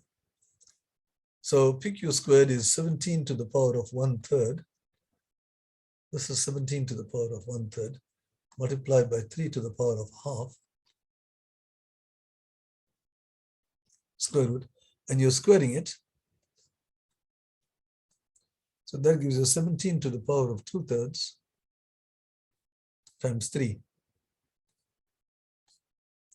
Okay, so you got 3x squared equals 3. So you can just take x squared itself, cancel the 3's, and that is equal to 17 to the power of 2/3.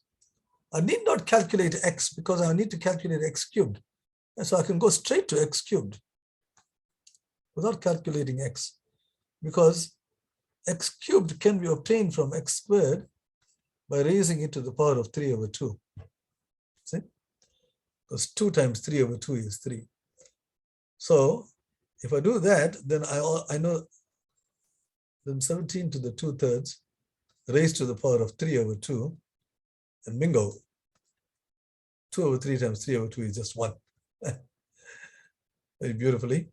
So x cubed is 17, and that is really the volume. That's what you're looking for. So the answer to this question is the volume is 17. Right? We needed to find x cubed. Right? To do that, we tried to create an equation, and then having created the equation, we were able to solve for the volume. Okay, so now we get on to the next problem.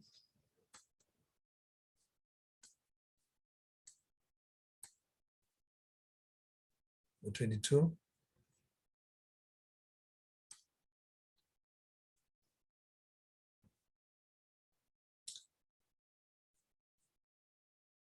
Okay, now here rectangle ABCD is made of 5 smaller disjoint rectangles. So you got 5 rectangles, as you can see. The 4 outer rectangles have the same area. P, P, Q, Q, they've got the same area. But the area of the inner rectangle, this one here, is half the area of this outside rectangles. Right. Now to give you that the width of each P is 3. So the width of P is 3 and the width of Q is 5.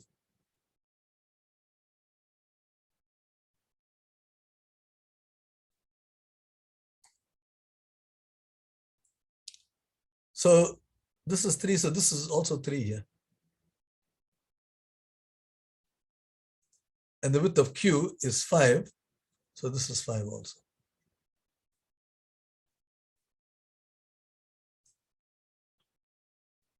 Right. Now, they want to know the area of the rectangle, this whole rectangle. Now, we're running out of time, so I'm going to go through this thing quickly.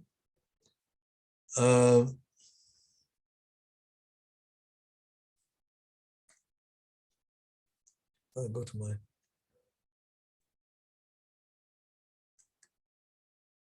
this diagram here. So what I'm going to do is, you see this part here, I can call it X, but I've chosen, after using X as here, I've got a lot of fractions and all that. And I don't like working with fractions. But if I chose this as 10X, then I don't have any fractions. And you'll see why. So let's call this thing here 10X, right? Then we've got the area of this. This is now 30X. The area of this rectangle is 30X. This rectangle has got the same area as that one. This is 5, so this has to be 6X. Right? Now we said that this was 3. And this whole thing, the whole area is 30X. So again, you have that this must be 10X for this area to be. All these white areas are the same. It's given. And then we know that this is 5. And therefore, this area is 30X, so this is 6X. So now we have, if you start off with 10X, you have a rectangle whose area is 5 plus 10X. That length times breadth. So you got the area of the rectangle, is length times breadth. But we also know the area in a different way because it's the sum of the 5 areas. So it's the 4 outside areas, the 4 white areas, plus the yellow area.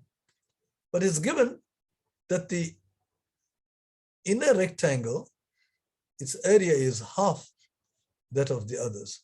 So the inner rectangle, the outside areas is 30X. So the inner rectangle would have been 15X.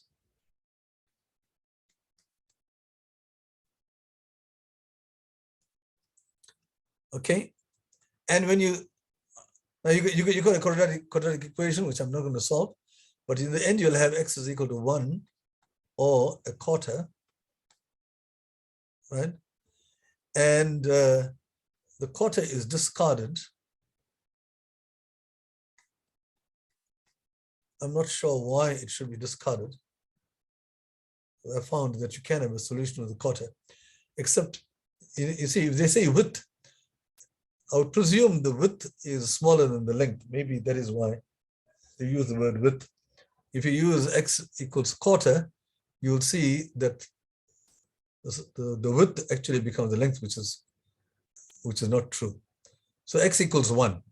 So once you got x equals 1, then you can solve the area of the rectangle is immediate after that. X is 1, so this is 15. And this is 3 plus 6, which is 9. So the answer to this question is 15 times 9, which is 135.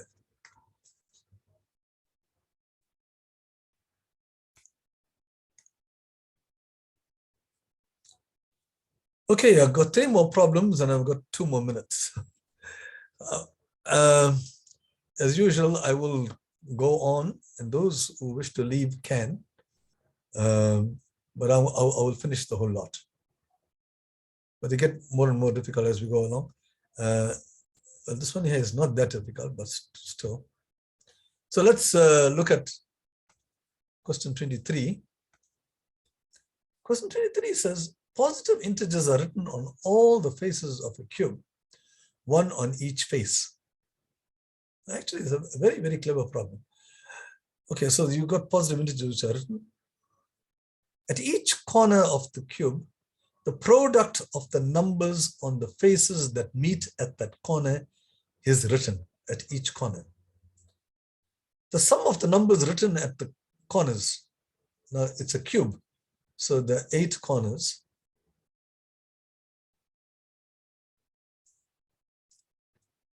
Is 22. So let's just get to the actual question. Yeah, the question, I'm repeating it here so you can see what's going on.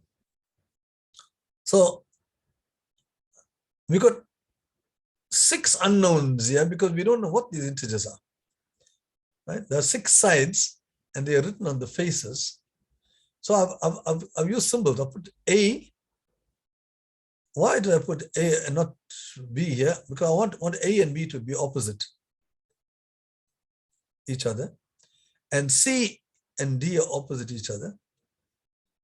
And E and F are opposite each other. So you have those faces which we can't see.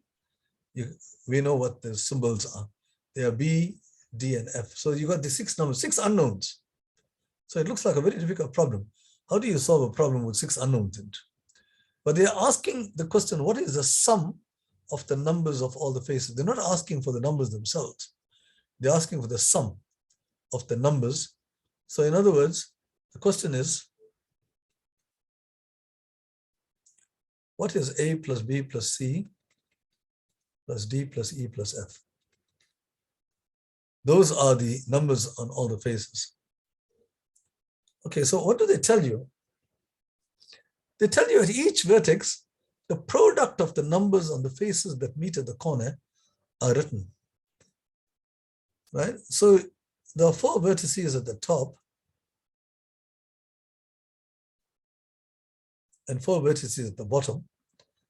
Right? So at each corner, the product of the faces that meet at that corner is written. So at this corner here, for instance, I have A, C, and F. F is the other one. Those are the 3 faces which meet at that corner. So at that place there, I got ACF. That's the product. So at that corner, I got ACF. At this corner here, I got A again. And then I got the face opposite C is D, that one. And on this side, I got E, I got ADE there. At this corner, I have A and E.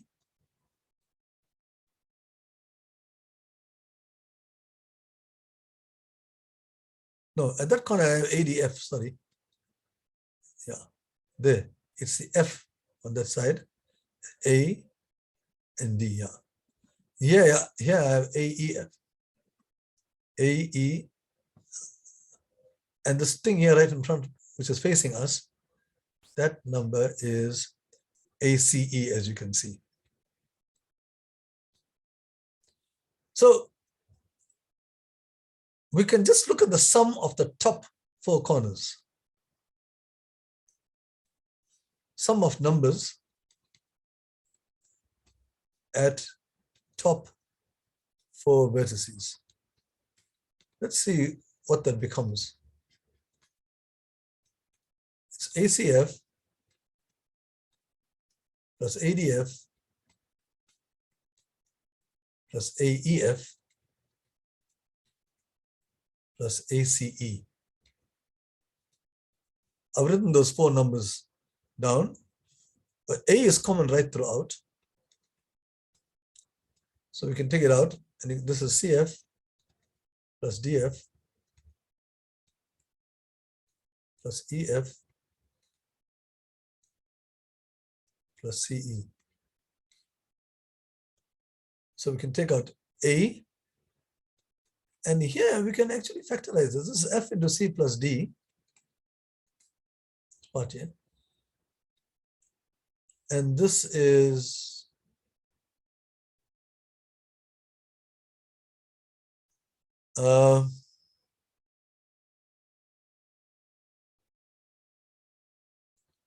CF, DF, EF, EC.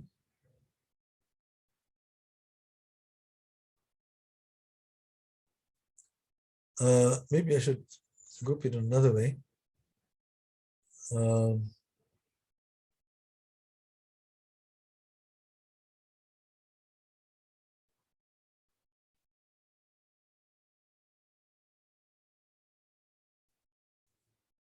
Or I might have EF plus CE into F.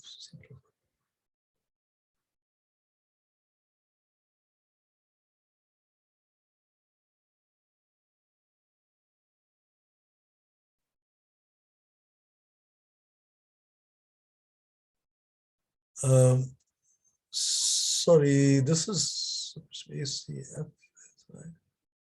This doesn't have an F in it. This thing here has got AED. It's got DEF. Sorry.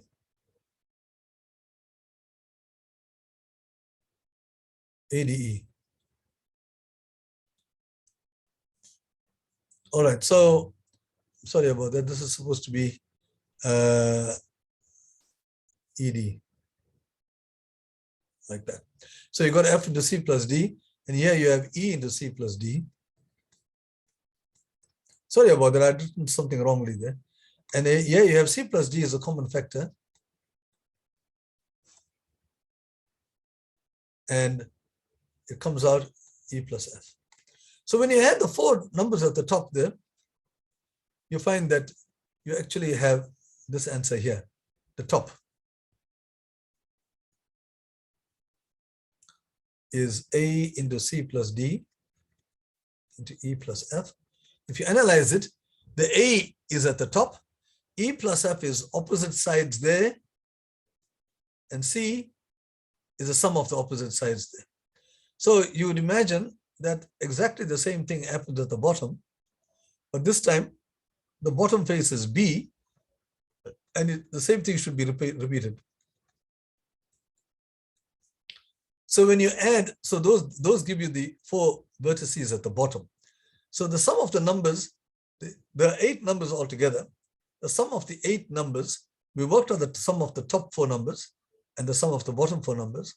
And so now we can work out the sum of the 8 numbers. I'm going to actually rub this thing out so that we have space to work. So when you add the numbers at the top and the bottom, this is what you get.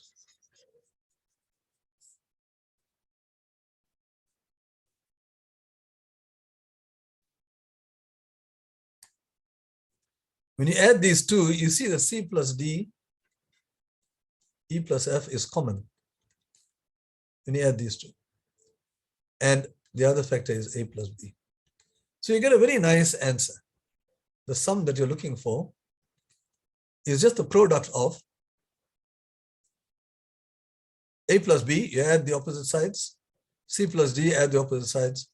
And E plus F, add the opposite sides. And that gives you the sum of those 8 numbers. Now we know what the sum is. It is said to be 2022. Right? So this is the product of 3 numbers. But when you factorize 2022, you get it's equal to 2 times 1011. That's our year. So that is 3 goes into that 337 times.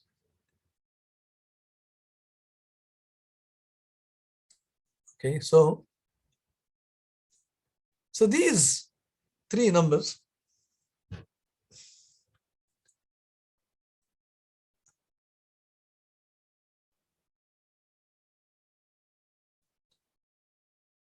should have been 2, 3, and 337. Right? So the collection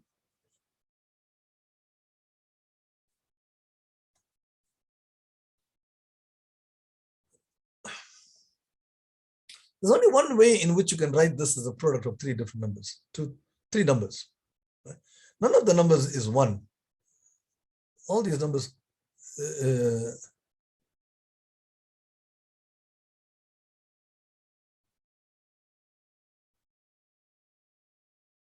well, you can prove that none of these numbers are 1 because C plus D can't be 1 because they are 2 integers, positive integers. So it can't be. So none of these numbers is 1. So therefore, these 3 numbers are equal to maybe not in that order, 337, right? But we're not really interested in that. We wanted to know what this sum is. This is the sum of all the 3 factors. See, A plus B plus C plus D plus EF. That's what we wanted. And that is equal to 2 plus 3 plus 337.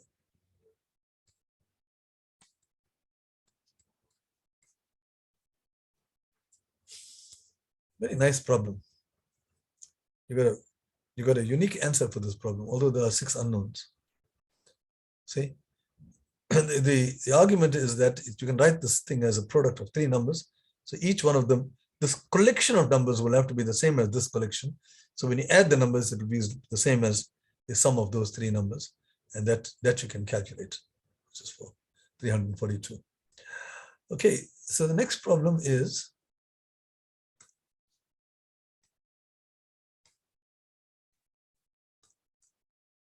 number 24.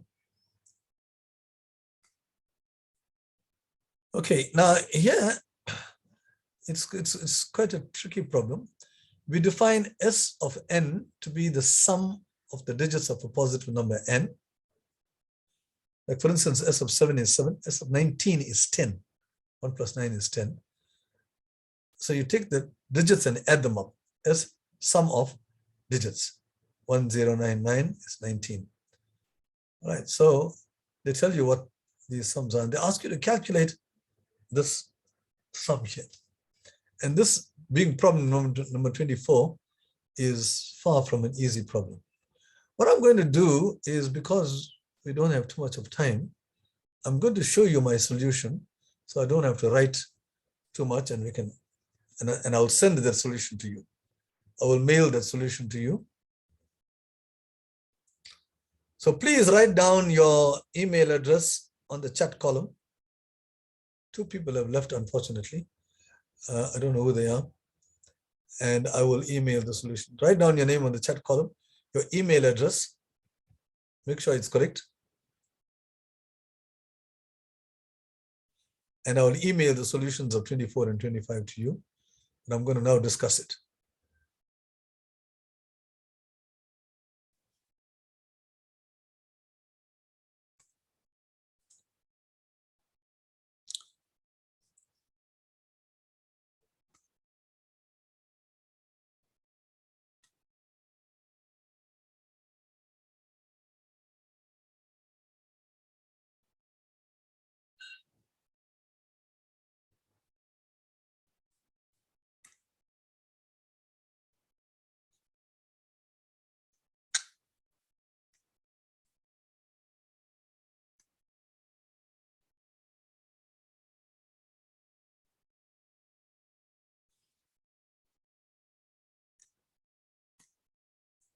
Okay, so I think most of you have,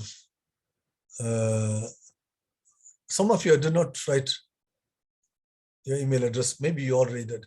Okay, so Sn is the sum of the digits of the positive integer n. And let's just have a look at the sequence of Sn. I'm going to go quite a far way down. So if you sum the digits which are appearing, 1, 2, 3, 4, 5, 6, 7, 8, 9, not a problem, but 10 is 1 plus 0. 11, 12, 1 plus 2. It comes up to 17, which is 1 plus 7, 18, but 1 plus 9 is 10. So it suddenly takes a jump here at 9. 1 plus 9 is 10. And then that's 19. That's 19. And 20, it comes back to 2 plus 0, 21, 22. So you can see the sequence of SNs, sums. It's a kind of an erratic sum. Right. Now, if you look at the question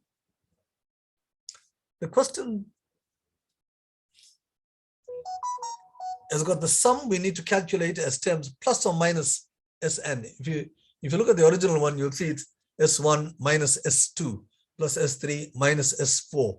So you have plus minus, and the minus sign, if you look at it carefully, it's occurring at the even n. Let me just show it to you. You see, at the even, at 2, there's a minus sign. At 4, there's a minus sign. So the plus sign, the odd signs adopt the plus sign, but the even signs adopt the minus sign. So what I did was, I simply took the Sn, I'm calling it Tn, that's the terms, right? And I put a minus sign in front of all these terms, wherever it is even, right? The second one, the fourth one, the sixth one, and so on, with a minus sign. And now we are adding, the problem is to calculate the sum of all these numbers, right? So instead, what I do is I find Rn, I say it's the sum of the first Tn terms, n terms of Tn. Normally we call this Sn, right? But since they have already used the word Sn, I'm going to call Rn. That means Rn is the sum of the first n terms. So for instance, now Rn, the first one term is 1. Then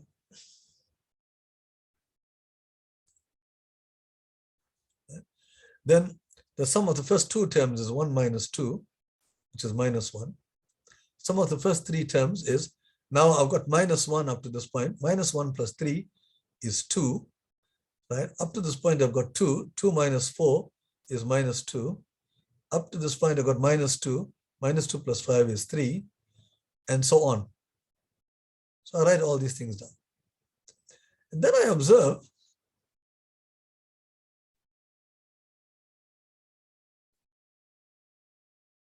that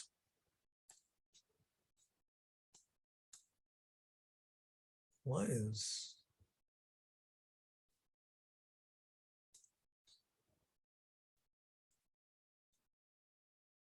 that the first one is 1, the third one is 2, the fourth one is 3, I mean the fifth one is 3, and so on. I observe that the odd terms are just the counting numbers. Right? The odd terms are just the counting numbers. The first one is 1, the third one is 2, the fifth one is 5, 3, and so on. So what I do is I look at the sequence of odd terms. Right, so what we are looking at is a sequence of odd terms. In other words, R1, R3, R5, R7. These are the sum of the first 3 terms, some of the first 5 terms, and so on. And we saw that this is 1, we saw that this is 2, this is 3, this is 4. But we don't know whether this is true all the time. Just the first few, it looks like that. Like here, you see, the first few look quite nice, and then suddenly it jumped to a 10, right? So we don't know whether something nasty is happening here as well. So let's try to prove that the odd ones are always follow this pattern. The way to do that is to just try to prove that the sequence here, 1, 2, 3, 4, 5, 6 is an arithmetic sequence. It's got a common difference. So we go on to question 24.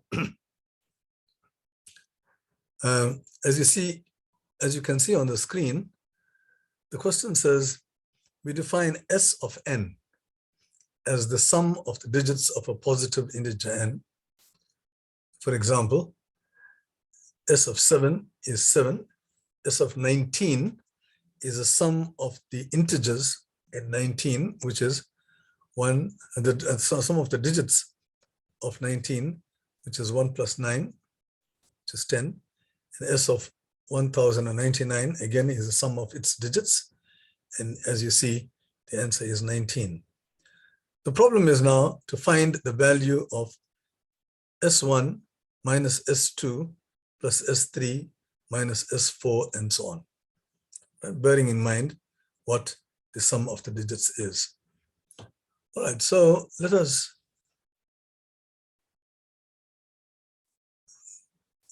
go to the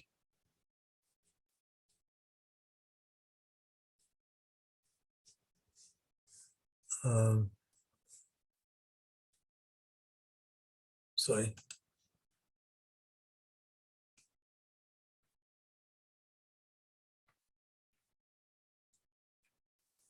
I need to get my pen right, just one moment.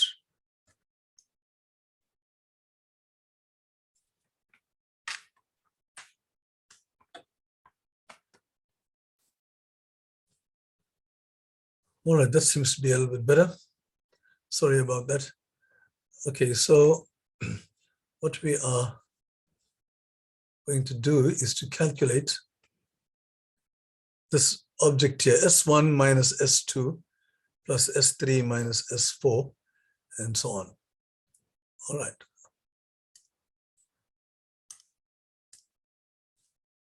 So let's rewrite that. So what we're going to do is it's S1 minus S2 plus S3 minus S4, and so on.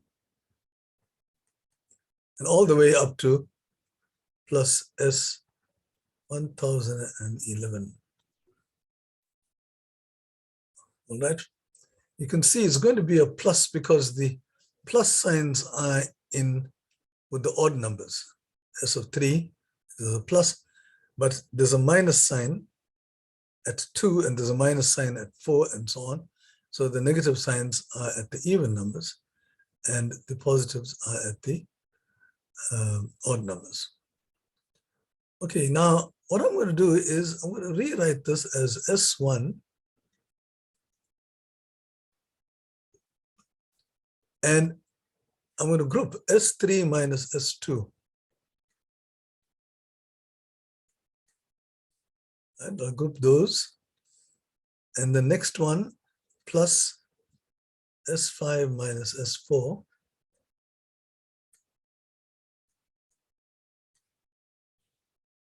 Okay, I would have had an S5 here.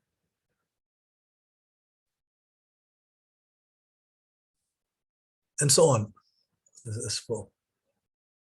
This goes all the way up to S1011 minus S of 1010. Sorry, the writing is very bad because I've got a problem with the pen here. Okay, now you can see that S1 is 1, the sum of the digits of 1, and this is 3 minus 2, and this is 5 minus 4. Okay, now change occurs at 10. See, you have plus S of 9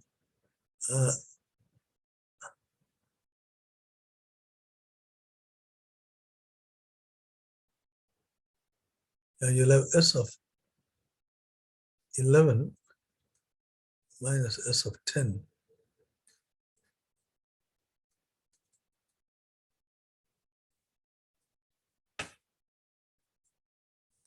And then if you go on, and you come to S of 19, S of 19 is 10. Okay, so you got S of 19, but that you subtract S of 18.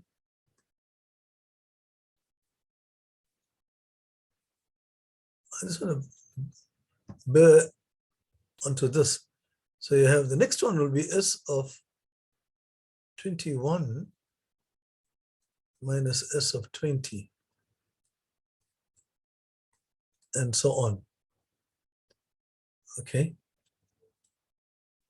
Now you'll notice that although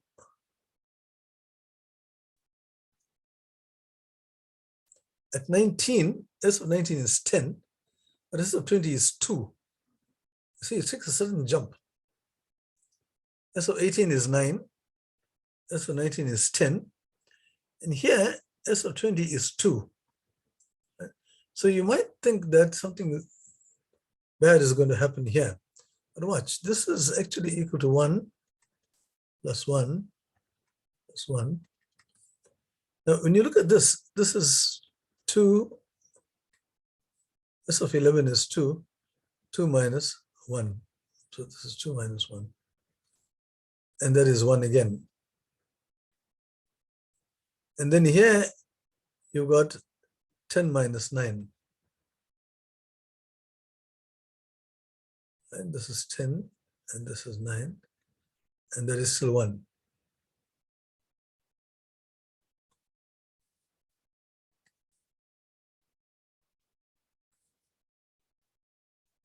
Okay.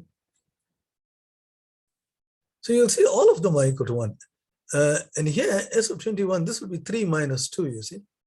So that will be 1.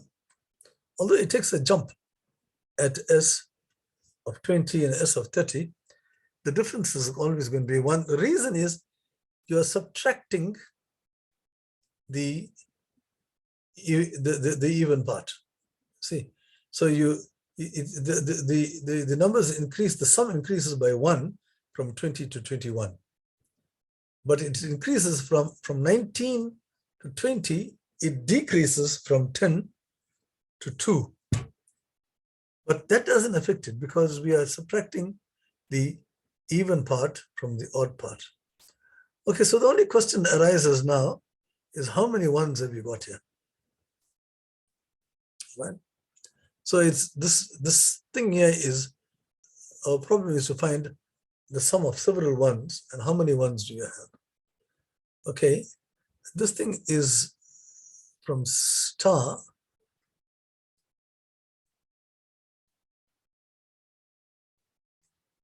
or maybe here, double star.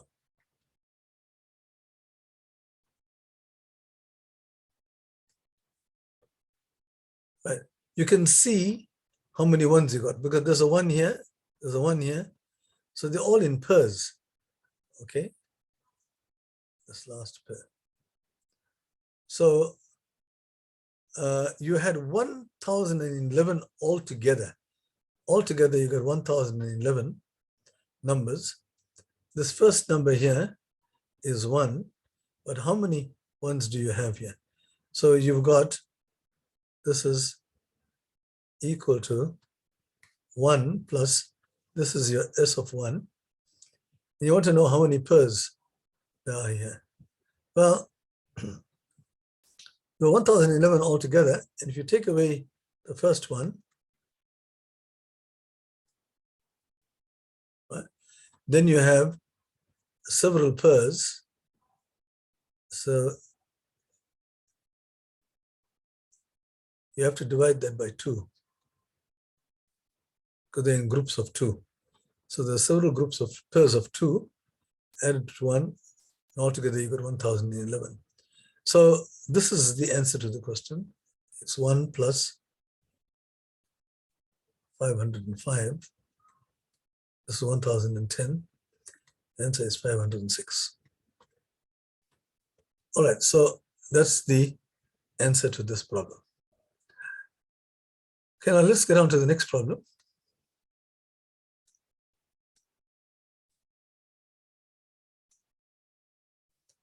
The next problem says that you've got a square ABCD. You can see the square here, it's like a tilted square. Its sides have length 10. And so all the sides of the square are 10 units long. And they are placed in between two parallel lines, as you can see. And these parallel lines are 10 units apart. The question is, what is the sum of the perimeters of these shaded triangles? This has got a perimeter. So it's a triangle, so it's a sum of 3 sides. And here again, the perimeter is 3 sides. And you're working out the sum of the perimeters. So the 3 sides and the 3 sides, they give you 6 sides. And the question is, what is the sum of these 6 lines? The 6 lines being that one, that one, that one, that one, that one, and that one. You don't know anything else. You don't know what these lengths are. But the question is, what is their sum? It's an interesting question. Okay, so what we are going to do is, I'm not going to actually write out everything. I've got the solution here, and I'm going to go through the solution. All right, because it's quite a lengthy solution. So this is the scenario we've got. And the problem is to calculate the sum of these perimeters. So it's A plus B plus X plus C plus D plus Y. So we're naming these sides accordingly. Now note that this is a right angle triangle. So this is a 90 degrees here. Likewise, this is a 90 degrees here. Okay. All right, so we can actually calculate the sum. But firstly, what I want to do is, in this right angle triangle, you will see that cosine theta, for instance, cosine theta, x is the hypotenuse, is A over x. So A is equal to x cos theta. So A is x cos theta. So if I look at A here and I put it in forward, so you get x cos theta, like that. Like that now, if you work out the sine of theta, the sine of theta is B over x. So B will be x sine theta. So this is going to be, right? And C, you have to look down here. And as you can see, like before, it's going to be y cos theta and y sine theta. All right, so the sum of the perimeters is A plus B plus X plus C plus D plus Y. And I'm going to call that P. Capital P is what we are looking for. We want to know what is the value of P, because we are calling it the sum of the perimeters. So I'm going to substitute for A and B. We said A is x cos theta and B is x sine theta. So when you do that, you will see I got x plus y. This x plus y goes in here. And then A plus B is this plus this. And you can see x can come out as a common factor. So it's x into cos theta plus sine theta. As you can see, this is your A plus B. And you also got C plus D. This is your A plus B here. C plus D. The C plus D again can be calculated. C and D are the third and the fourth terms. So when you add these, y comes out as a common factor. So it's y into cos theta plus sine theta. And you notice here, this part here, this factorizes. Sine theta plus cos theta is a common factor. So when you take the common factor out, this thing here is equal to sine theta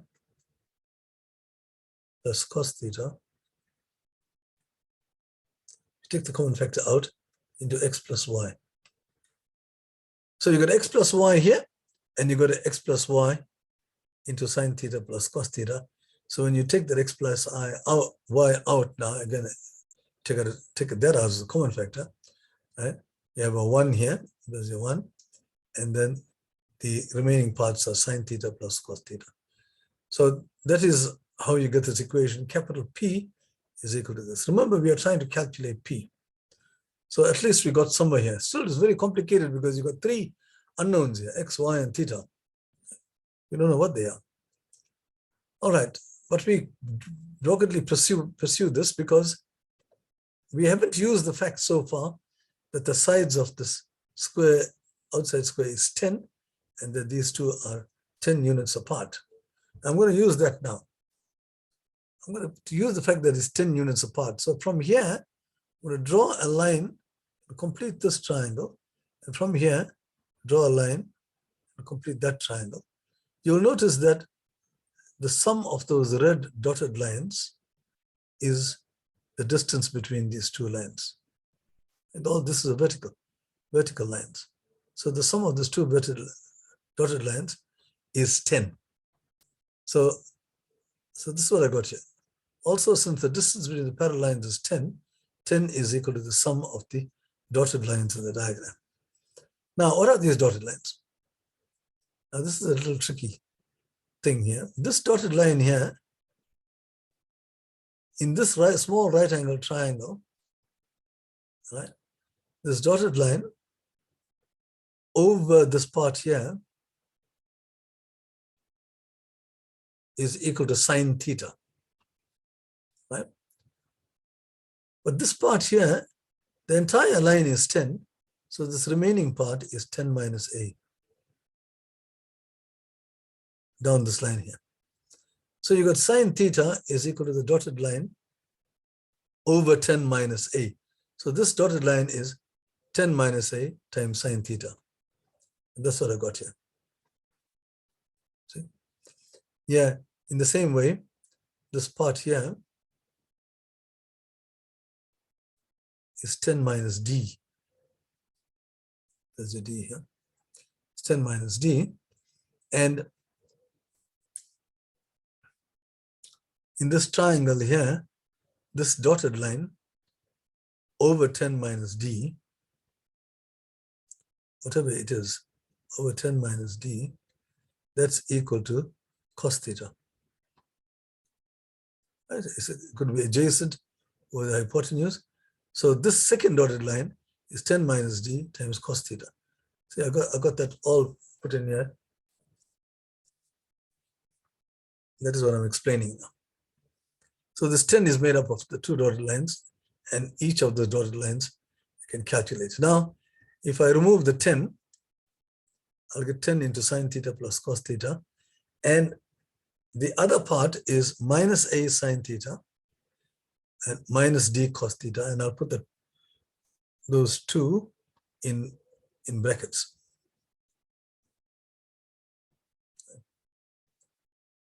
Now, then what I do is I got a 10 here. So we will take this thing here and put it into the other side of the equation, this negative part. So you'll have a sine theta plus d cos theta. There it is. And this is equal to, take the 10 from this side and bring it on this side. And you have 10 into sine theta plus cos theta minus 10. And that's what I got on the other side. 10 into sine theta plus cos theta minus 1 is equal to this. And now I substitute for a again. Remember, a, we said earlier on, was x cos theta. So in place of a, I'm going to put x cos theta and sine theta. And in place of d, I have d is right at the end, y sine theta. So in place of d, I put y sine theta.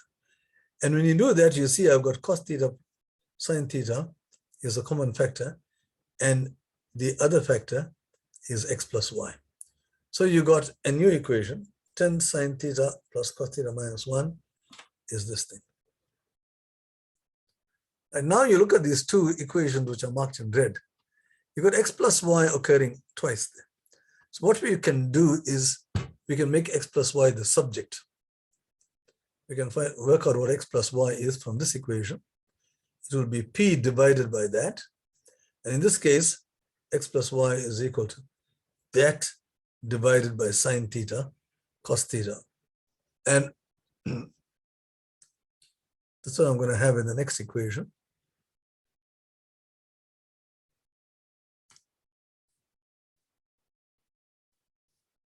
So you got x plus y, and this is what I had. P over this equals that over sine theta cos theta. So now the x plus y disappears. The whole problem now is only on p and theta. And remember, I need to calculate p. So if I cross multiply, I'll get p sine theta cos theta. And then cross multiply here. This times this is equal to that times that. Now I marked that sine theta plus cos theta, it occurs twice in this. So I marked it in red here because it's a single object. Then I got 10 into that object minus 1. And here I've got that object plus 1. The object being sine theta plus cos theta. So that's the difference of two squares. Right? Something x minus 1 into x plus 1 is x squared minus 1. And that is why you got this sine theta plus cos theta all squared minus 1 on the right hand side. So the cross multiplication gives you p sine theta cos theta equals this. And now when you expand this, the sine squared theta plus cos squared theta, and there's a middle term plus 2 sine theta cos theta minus 1. But sine squared theta plus cos theta is 1. So 1 minus 1 cancels. And you got 10 times 2 cos theta sine theta, and that's 20 sine theta cos theta. And lo and behold, the sine theta cos theta cancels, and you finally have p equals 20. So this extremely long and tedious calculation leads to a very beautiful answer, that the p that we are looking for, right, it's a sum of those 6 numbers, if you remember. Here, 6 numbers. We didn't know any of these numbers, but yet we were able to calculate this entire thing to say it's equal to 20. Beautiful trigonometry and simplification. Okay, so that brings us to the end of question 25 and this session. And thank you very much for listening. This finishes the round 2 of the South African Maths Olympiad paper 2022. Thank you. Thank you for watching. Professor Pillay will be back soon to help you prepare for the third and final round of the 2022 Old Mutual South African Mathematics Olympiad.